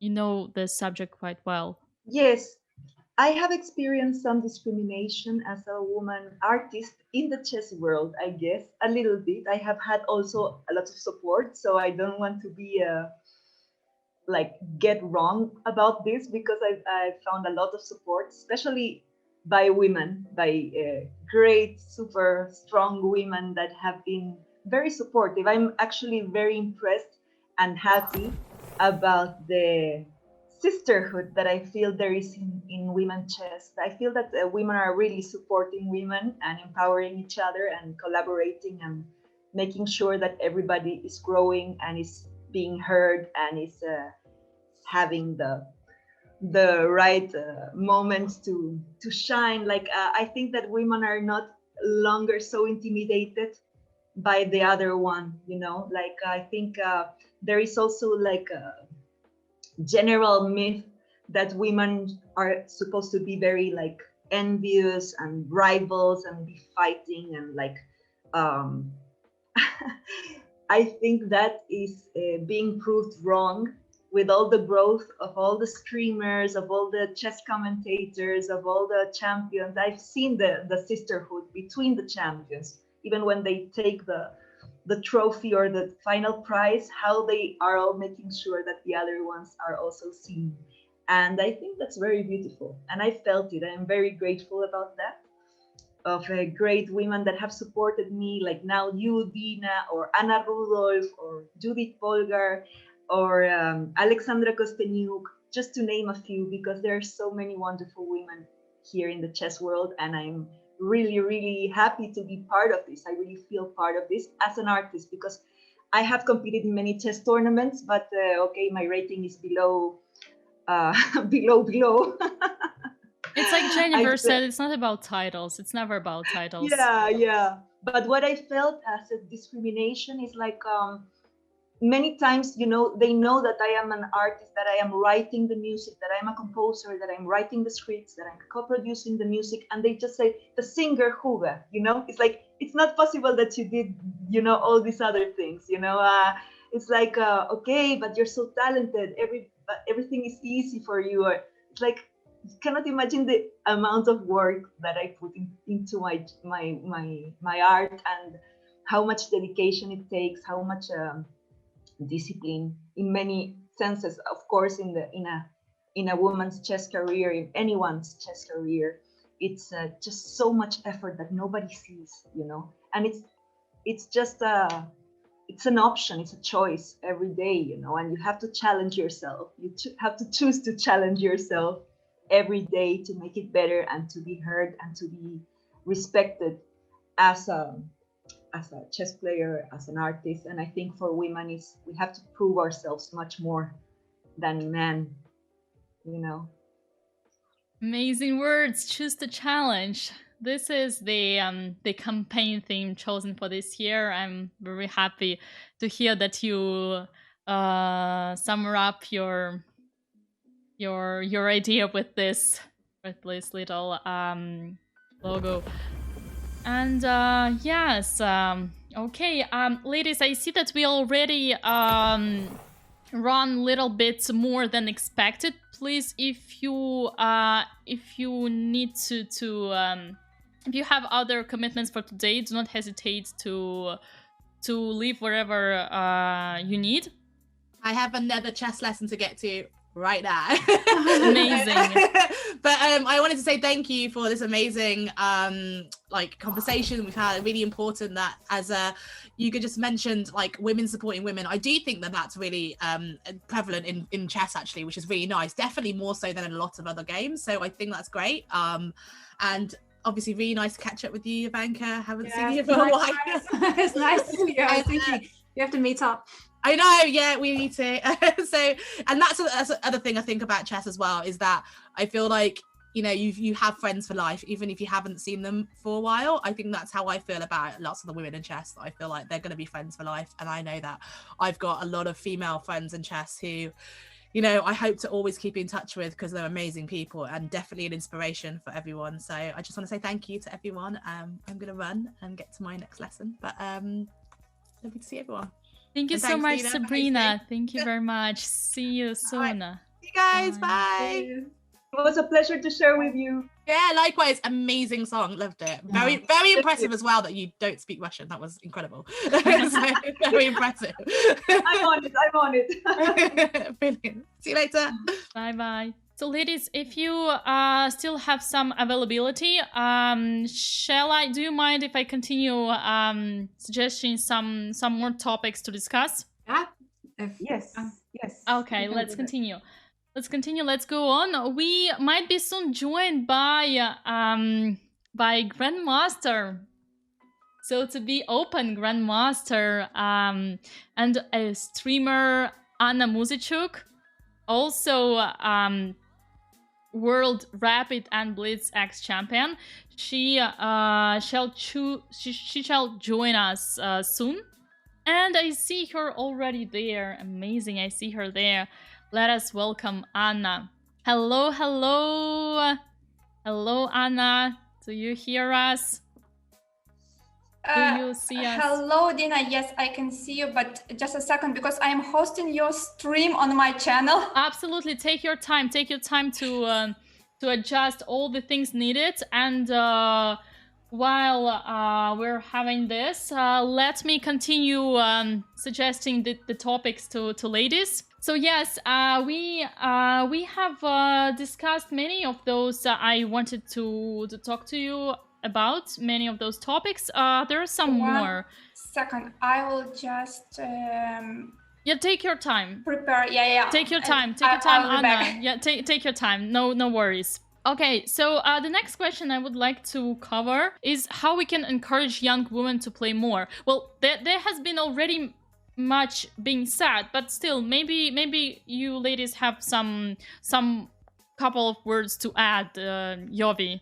Well, I think for me, chess has to be, you know, it's a very flexible game, and you have to break it down into different levels.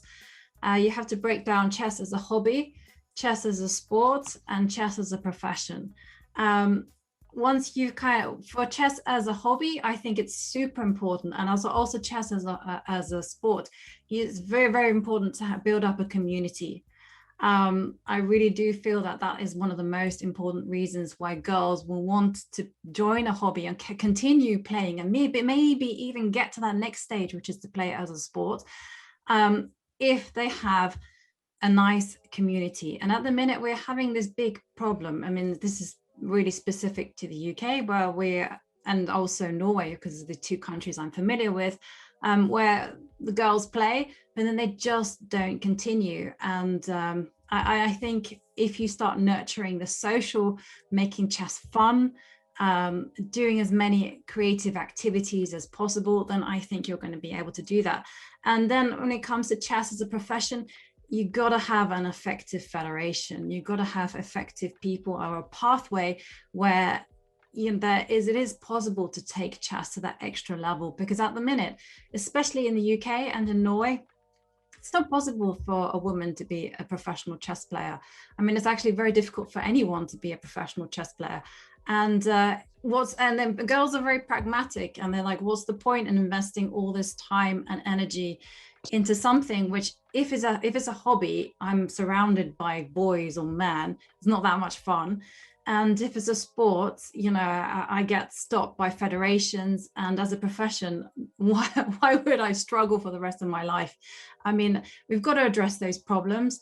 And I really agreed with everyone on the previous panel where they said, you've got to make chess fun, and you've got to do those things. And I think it's very, very important to have the right structure. And once we've addressed that, not just for girls, because I often get this question, well, no one has it, so why should the girls have some special status? I mean, we're talking about a big radical overhaul for chess in general. And I think if you can achieve that, then I think chess will be very, very popular. And thankfully, the Queen's Gambit is starting to change things.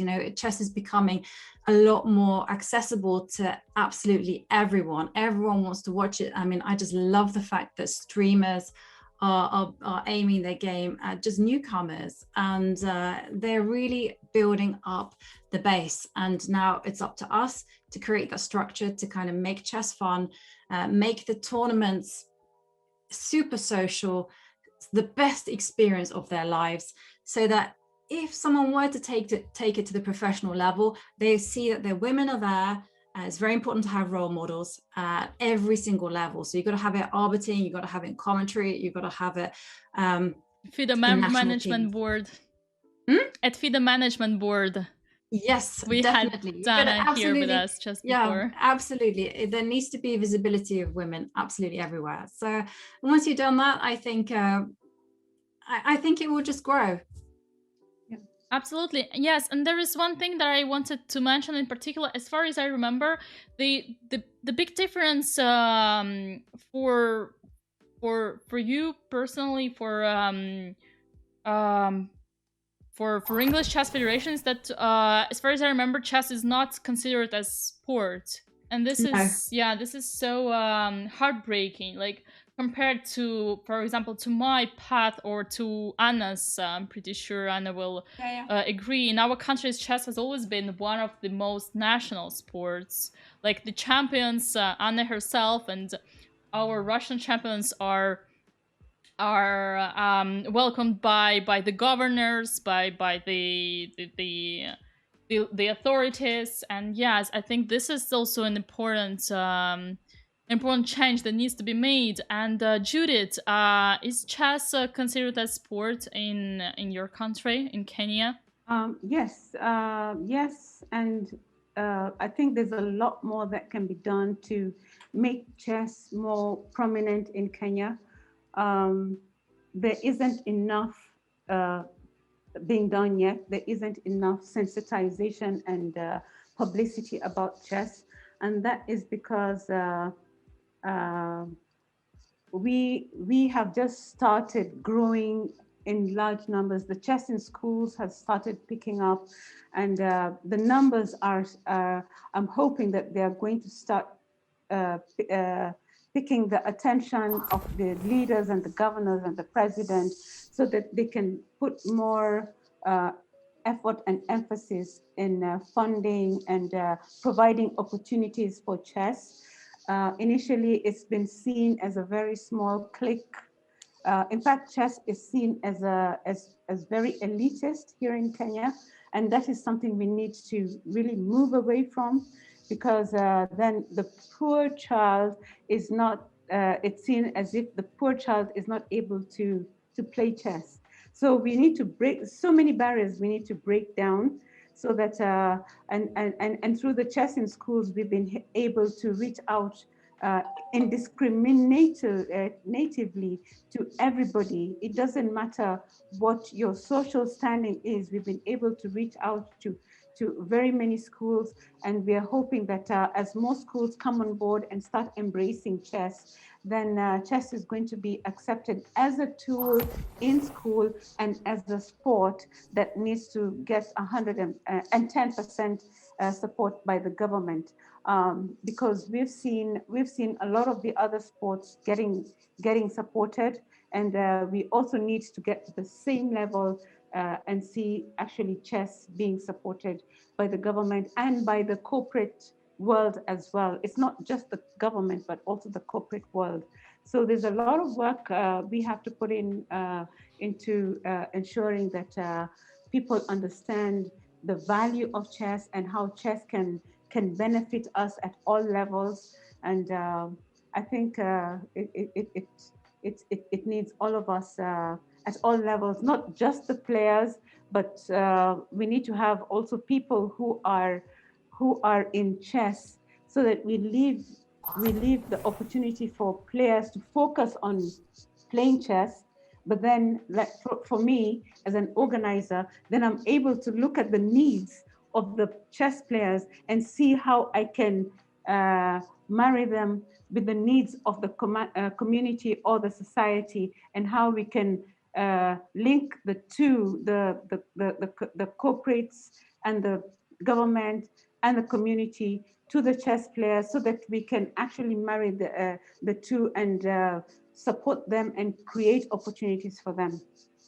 Thank you very much, Judith. We've gone a little bit further away from women chess topic, but I guess as Yovi mentioned and as Judith mentioned, it's all connected. It's when there is a misunderstanding with the federation towards women chess, it might also be a misunderstanding towards the chess on total. All right. So Anna, you joined us just now. There have been a lot of things already discussed, and I think you were following us from a long time. So maybe you have some thoughts summarizing those topics. Maybe you can share with us your personal challenge as a woman for 2021.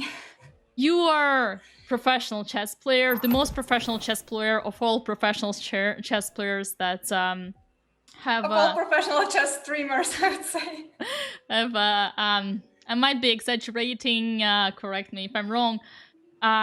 You can also share with us, I'm pretty sure, your thoughts regarding the main differences between men and women in chess. Okay, first of all, hello everyone. I have been really following. I've been following your stream for quite a while, like during the last half an hour, perhaps. So I was listening to your thoughts and I was commentating, but it was to my stream viewers. Regarding your questions, like what's my personal challenge as a woman for 2021? Well, I don't think I have some particular challenge for this year.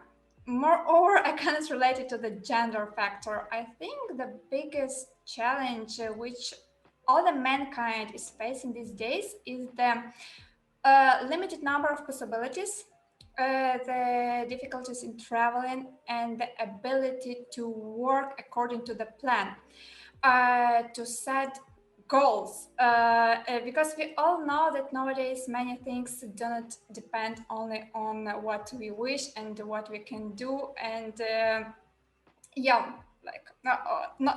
it's not like everything depends on us, but on many other things, and we can change them.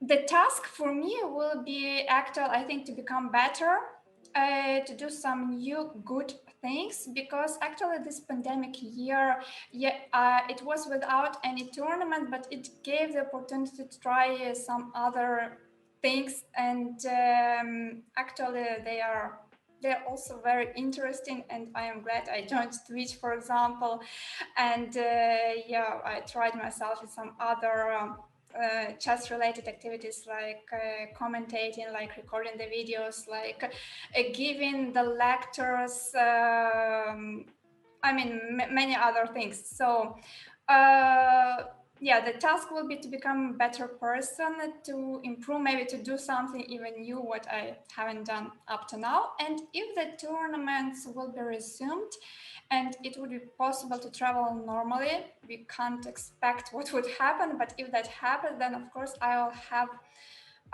chess goals, and I'll try to do my best to reach them. So otherwise, it's a little bit blurred, and I think it's quite difficult to plan further than, I think, one week ahead, because then the plans are collapsing as a rule.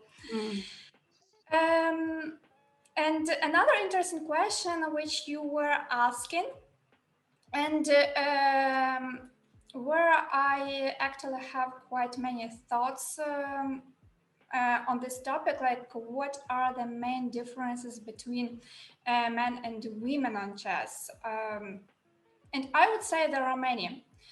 And it's actually one of the problems for women, because many people, especially those who are outside of chess, who have never tried to play chess or even played but on a very low level, they can't understand why men, top male players, are much higher rated than top female players. and you have been talking about it like on your stream, I have heard.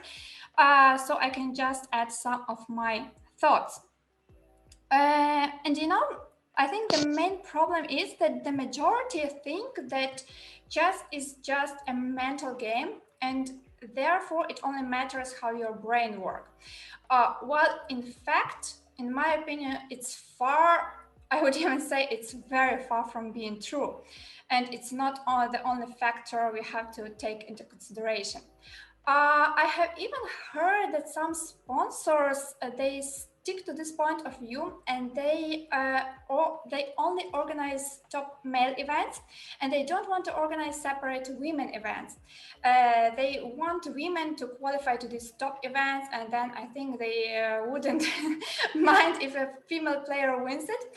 But this approach is just, okay, I can't say it's wrong, but the point is that once again, people don't see the difference.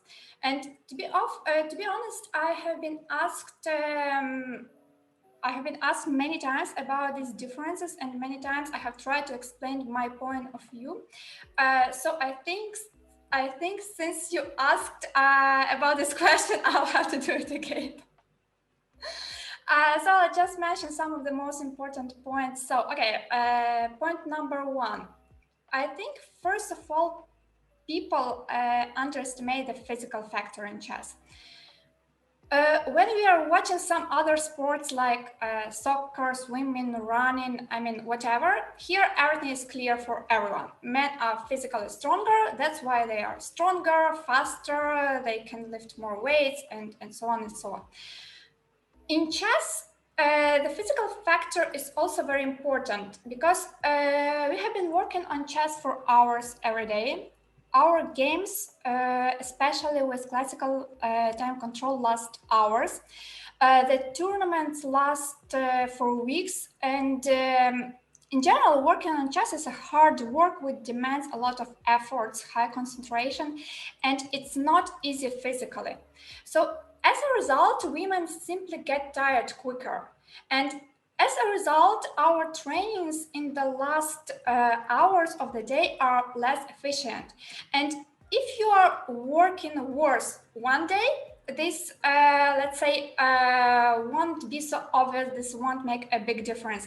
But if you keep on losing in this factor during day, months, year, then of course you will see that a male player will be better. So that's logical. By the way, the same thing actually refers to recovery. Men are recovering faster, and that's also, it's like a very similar point. We are losing so much energy during the trainings and during the tournaments because it's a very long process. So I think it's a very important point, and yeah, that's number one. Point number two, I would say that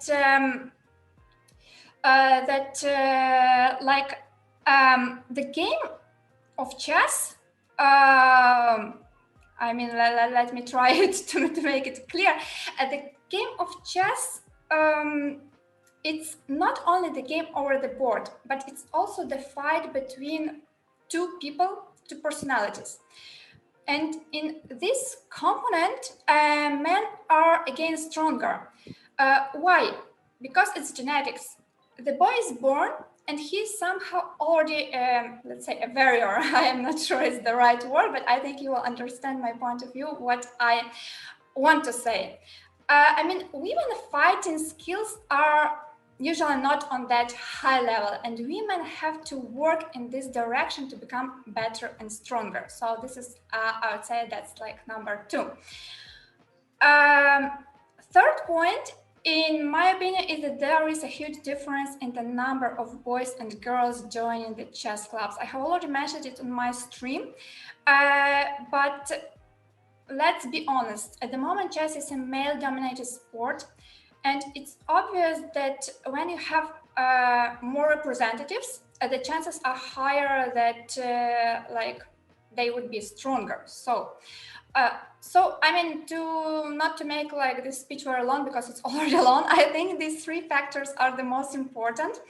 Also, I can quickly add like some factors like psychological factor that women are kind of setting lower goals. Like when the girl starts to play chess, she wants to become a women world champion. While when the boy comes to the chess club, he's dreaming about becoming the overall world champion. I think that can also make the difference. I can also speak about things and about so many other factors, like, for example, some psychological factors which are quite, physiological factors which are quite disturbing for women, or that later on in some period of life, women get married and give birth, and obviously when this is happening, they can't be so concentrated on chess during quite some months or even years. There can also be some other factors, but in my opinion, the last ones cannot be the main ones, because we can see quite a big difference between the level of boys and girls already in the very young age. We see that already in the youth tournaments, like under 10 years, I would say boys are already significantly stronger than the girls. So to sum it up, I think it's very normal and correct that there are separate tournaments for men and for women, and that women have opportunity to win women titles, that we have our own also like not only the titles, in the first, when I was talking about the first, I meant the titles like winning the world championship or the European champion, but also mean it's important that women have the titles in chess, like woman grandmaster, woman international master, because it gives more motivation to women and more motivation to keep on working. It's actually good that the situation is improving the last years, and that we have more girls who start playing chess, and I hope the situation will even become better and better in the next years. Amazing, Anna. Thank you so much for such a detailed answer. I think you covered the most of the topics at once. Once again, ladies, let me inform you, if you have other commitments and you need to leave, do not hesitate to mention it.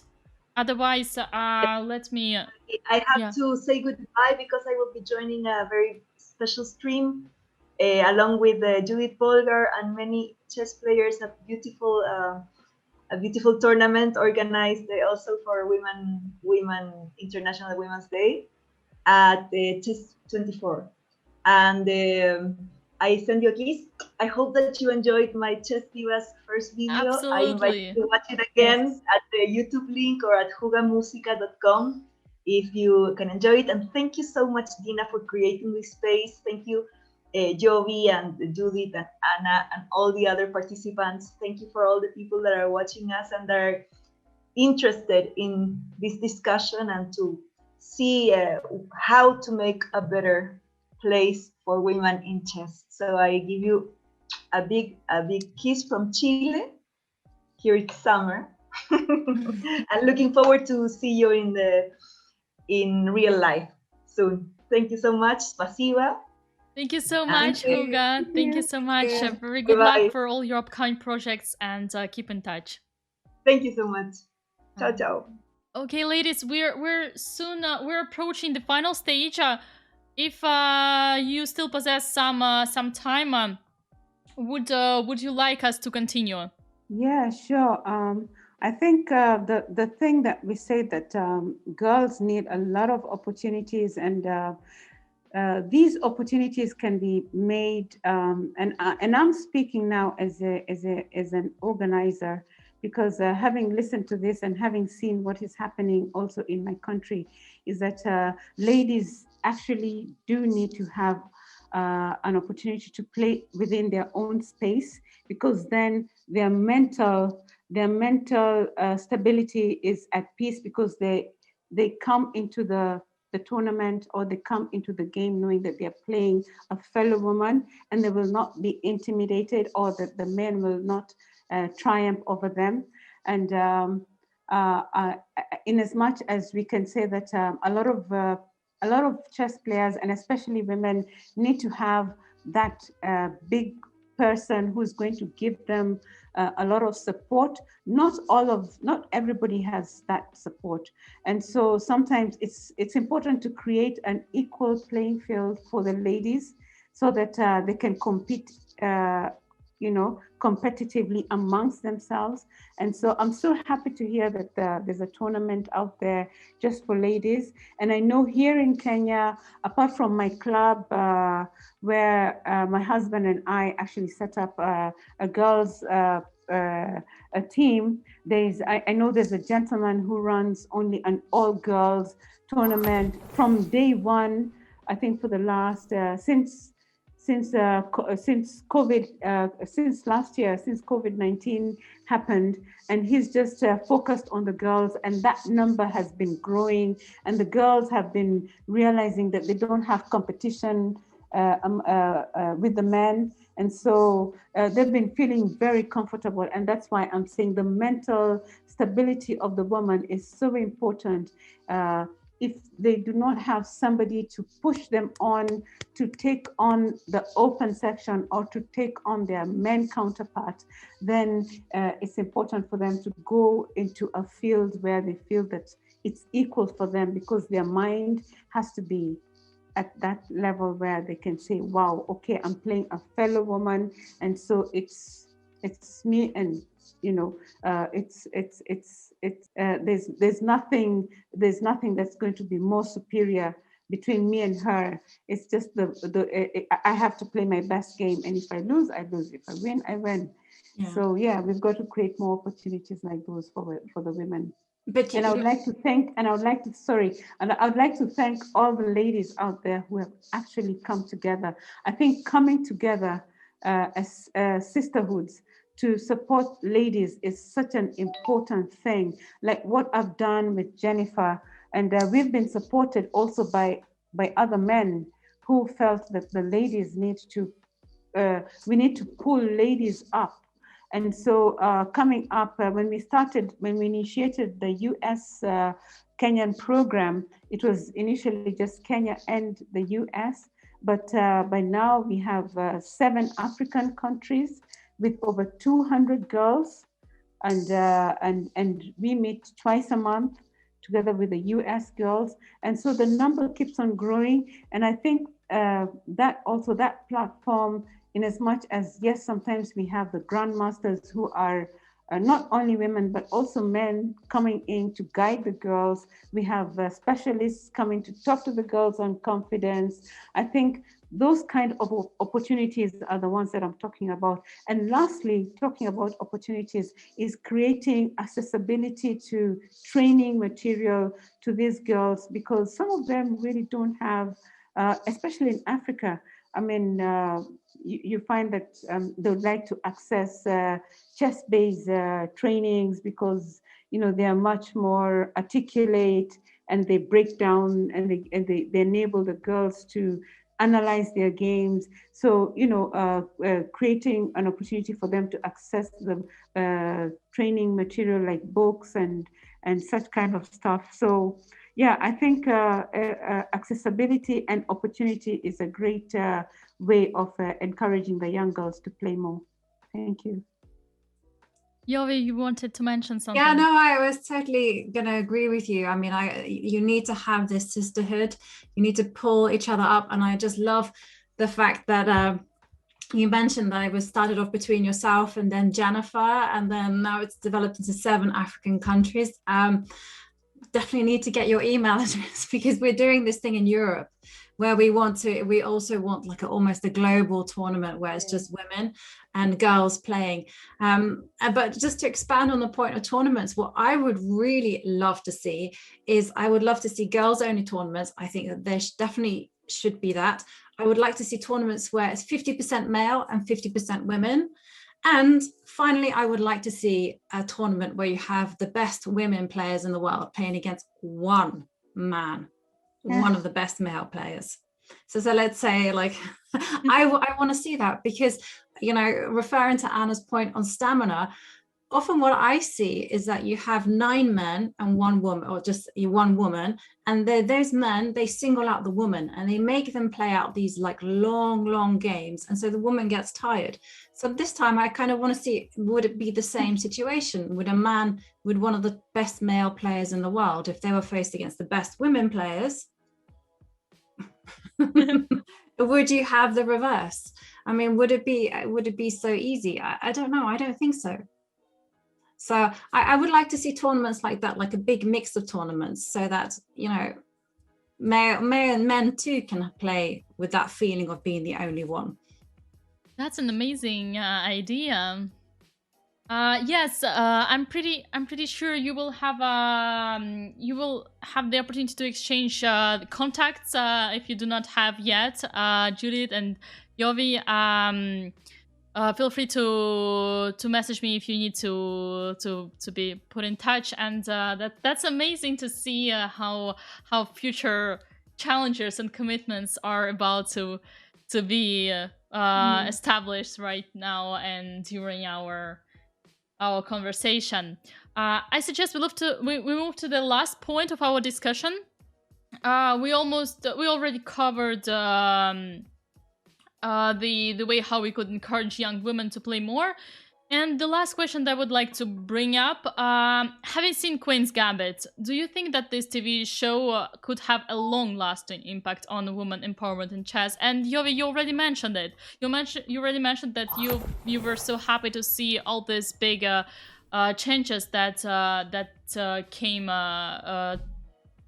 recently. Yeah. But what is your opinion about the long-lasting impact? Well, that's up to us. I mean, I agreed with Anna-Maja in the earlier thing. I think that's up to us, what we do with it. We suddenly have a whole load of people who are interested in chess. We have to break down that divide between the knowledge that is there and the games that are there, and to make that information accessible. At the minute, you can't have a show, for instance, where you're showing the top layers of the games and you have reams and reams of moves and analysis. For this newcomer coming in, it's going to be like, that's not that exciting, and it's also very, very taxing. So we need to make chess much more accessible, break that knowledge down. And I think we need to have that structure in place to encourage. Say we have lots of women adult players. I'm speaking now for the UK. We cannot just have these meeting groups where you meet at 7 p.m. at night in some dodgy club. Nah, you got to adapt. You perhaps maybe change the hours and say, okay, fine. You'll have some chess sets that will be displayed at lunchtime. For instance, everyone's going out to eat lunch, and there you have some chess books, and you don't have to have this teaching thing either. You can just have a little card where it says the rules, and people can just have fun, because the more people that are playing the game is better. What everyone has to do is just get ready for those people, and you have to make them welcome, and then you'll make it long lasting. And you also need to create spectacles as well. Everyone needs someone to cheer for, because living in Norway now, I saw how crazy everyone is about Magnus. I mean, Norway wasn't that big of a chess nation, but when Magnus came along and the newspapers like publicized it and they went crazy about him, everyone started playing chess. And I kid you not, my hairdressers who don't know the game, they're telling me that they saw me on the Norwegian TV. They're telling me they saw Magnus. They have an opinion on how he behaved and how everything, yeah. And it's shown on Christmas TV, and that's just because they have someone to cheer for. So there needs to be spectacles. Every federation needs to be very good with marketing and publicity to kind of create that person that they're going to cheer for, that they're going to root for. And you just need to bring chess to the open market, just to absolutely everyone. We can't be snobbish and elitist and kind of say, well, chess is dumbing down. We just need to focus on making the game popular. Amazing words. Thank you so much, Yovi. Anna, what would be your opinion regarding the future of chess thanks to Queen's Gambit? Will it last long, or is it just a hype? First of all, I have to say that I agree with Jovanka that a lot depends on us and how we will continue to work on making chess a more popular game. And yeah, the example how Yobi entered the hair the hairdresser, and when everyone is speaking about Magnus in Norway, that's true. Magnus is a big figure and he has done a lot to make the game more popular, and thanks to Magnus. About the Queen's Gambit, as a professional chess player, I am quite shocked of what Queen's Gambit has done, how it has helped chess, how the popularity of chess has raised, and the number of people who have watched the series, it's just amazing. I hope the movie will always be remembered, but as we all know, this hype can't last forever. So a few days ago, we had another good news regarding Queen's Gambit, that the movie won the Golden Globe, and Anya Taylor-Joy won the Golden Globe for the Best Actress, and that's wonderful, of course. And I also heard that Anya Taylor-Joy won another award like 2 days ago or so. So the popularity of Queen's Gambit is still there. I would just like to congratulate the whole team. And let's hope that thanks to Queen's Gambit, we'll have more girls in chess, and actually we already do. It can't stay forever. So we have to work, we have to keep on speaking about chess, especially about the benefits of chess. I think this is very important because chess as a sport, you can see that even in some countries it's not recognized, though chess has to be a sport because it is recognized, it was recognized as a sport by International Olympic Committee already in 1999. So but what is even more important about chess, we should speak about the benefits of chess, how good chess is for kids, what it can teach them, because it's obvious that not all the kids will become professional chess players, but the skills they will get from chess, what that chess will teach them, will actually help them a lot in their life and in their future professions, even if they don't become chess professionals. So that's one point, but another point is that chess is good not only for kids, but chess is good for adults and for grown-ups. So I think we should talk more about the benefits of chess, how good the game is, and this way we can keep the popularity of chess growing. Amazing. Thank you, Anna. Judith, you are working with kids, you're working with people who want to improve their level, who want to learn. You obviously, I bet you obviously felt that rise of interest to chess after the TV series. But do you think this main trend will be long? I watched the Queen's Gambit, and I was really impressed by the confidence of Beth Hammond, or the girl was, the girl was portrayed in the film. But coming from an African background, I know that there's certain aspects of the film that we as a society would be very careful about introducing them to our kids, because the first day I sat down to watch the Queen's Gambit, I called my 10-year-old girl and I told her, hey, come on, let's watch the Queen's Gambit. And she was busy doing something on the dining table, and she took her time. And by the time the series had moved on a little bit and she was now into drugs, then I was like, wait 1 minute, maybe just hang on, because I will let you know when we can watch. the series together, because at the end of the day, when we introduce something to our kids, we want it to be an inspiration, and it's going to be very hard here in Africa if you compare it to the Queen of Katwe. The Queen of Katwe was a huge hit here in Africa.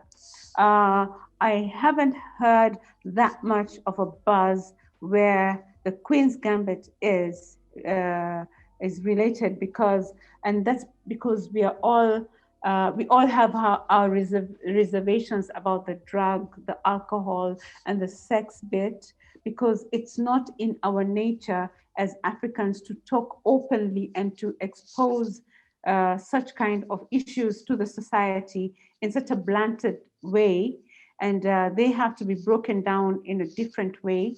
And I think here I would look at it, and I remember when we used the Queen's Gambit for the US and Kenyan girls, Jennifer actually picked selective parts of the film to show the girls, and I didn't know how to, because majority of the girls that we have are between 8 and 14-year-olds, and we have not yet been prepared psychologically, even as big sisters, to start mentoring the 8 to 14-year-old girls on how to deal with drugs, how to deal with sex, and how to deal with alcohol, because for us at that point, they are supposed to be focusing on other safer issues. And I think that's where the divide is between the Western world and the African world. So I'm happy that it has brought more girls into chess, but I'm sure it needs to have a guided approach to exposing the Queen's Gambit to the African community. And on top of that, the government would not really back the Queen's Gambit fully, knowing that it is focusing, or rather it's got elements of drug and alcohol, and we have so many kids. We have so many kids who are below the age of 14 who are playing chess, and so we have to be very, very careful at what we really want to expose them to until they're really prepared to deal with such kind of issues. Wow, thank you so much, Judith, for sharing your personal perspective. It's true that we might be having another mentality, and those things are not like, we don't have the instinct to think like, oh, it's true that like our kids are might be watching this without any problem. Yeah, but I even had people telling me that their kids, their 10-year-old kids, boys and girls, started being interested in chess because they watched the TV series with us. So the question, like, can we show this to them or not, never arose, especially in Europe, I guess, and perhaps in the United States. I'm less experienced to talk about that more than Europe, but I know pretty well that in Europe the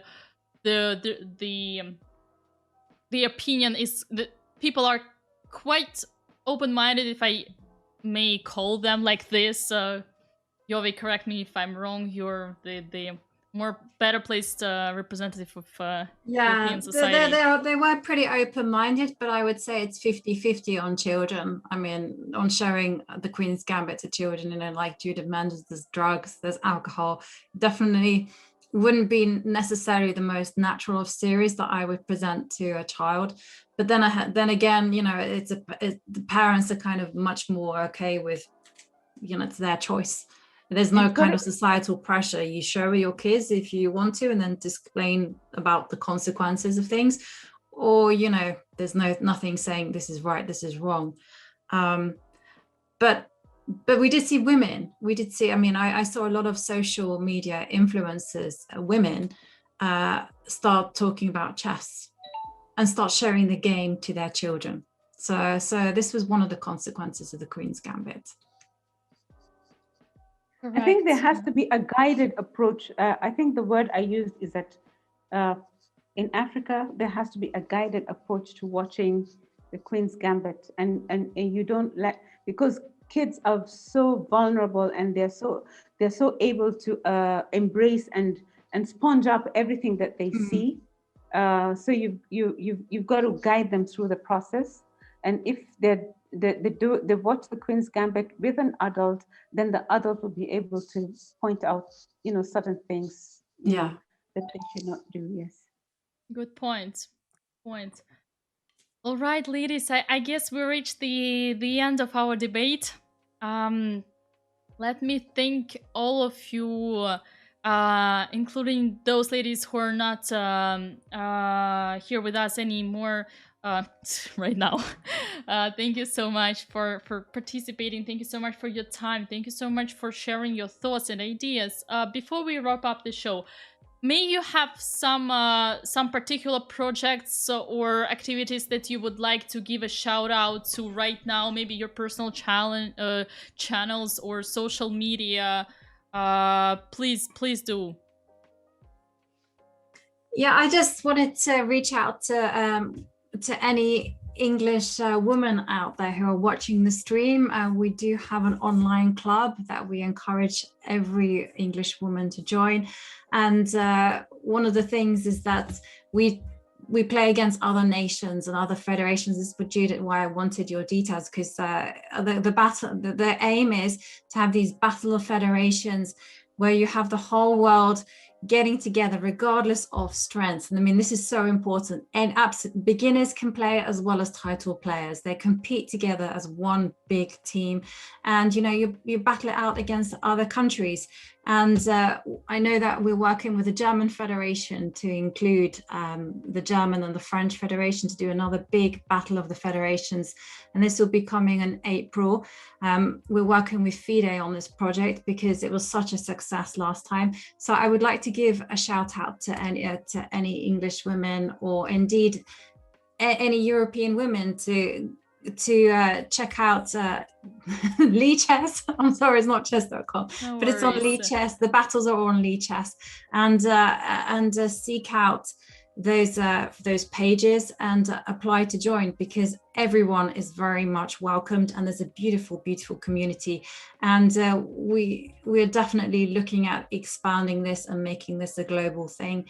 And if when it comes to the Queen's Gambit, I'm kind of hoping that I have some exciting project that will continue the chess buzz, because I do have the mating game is going to be a thriller version, so there won't be any of the things that anything of adult nature. There's a movie script going around Hollywood, so fingers crossed, maybe the chess can continue there. So that's what I wanted to say. Amazing. Judith, Anna, would you like to add any last word, any shout out to some of your upcoming projects? Yes, it's interesting that all of a sudden there's so many films that are chess related. We are actually working on a chess related film here in Kenya. We hope that we are going to go into production in the course of the year. And it's obviously chess is going to, and it's one of the things that we intend to achieve is to catch the attention of our government to support chess.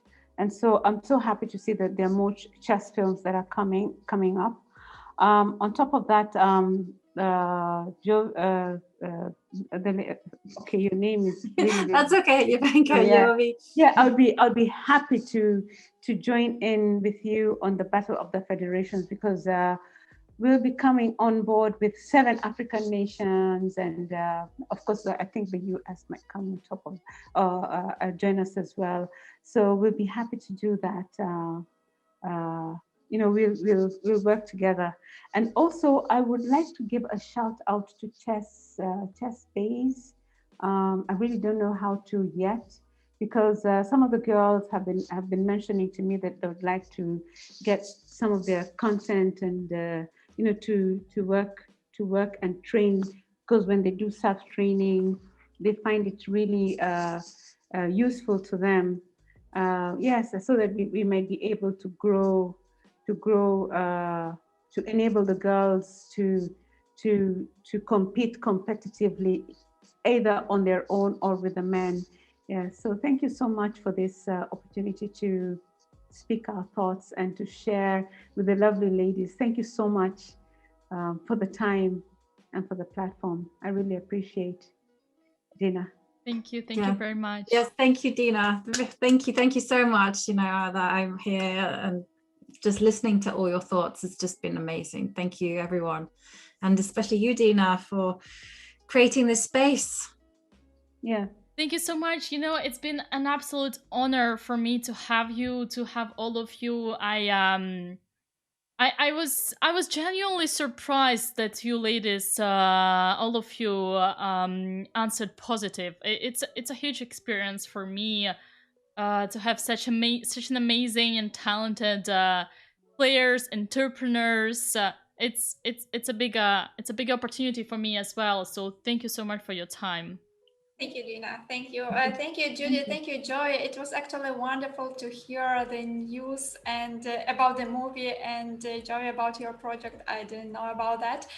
And I'd like to thank on behalf of myself to all the participants who participated today, who share their experience, their stories, because I think it's one of our responsibilities to talk more about chess, to spread information about chess, to make the game more popular. And of course, thanks to you, Dina. I don't know why you're surprised, but I think it was an amazing initiative. Another one actually to reach out to all of us. And of course, I think we are glad to help you and to help all of us at the same moment. So thank you, Dina. Thank you. It has been amazing. Just a wonderful stream where women could talk more about chess, about the problems, about the opportunities, and about the things we can do to improve the situation. Thank you. Thank you so much, Anna. All right, ladies, so on this amazing note, let me wish you all an amazing evening. I think we're all in the evening right now, no matter what is the country, right? Our viewers are not. I think it's also evening in Kenya, right? Yes, late yes, evening. It is. Yes, it is late evening. It is late evening. Thank you so much. You have a good evening. Thank you so much. Good evening, ladies, and do keep in touch. Yes, we will. Yeah, thank you very much. Have a good evening. Bye-bye. Thank you. Bye.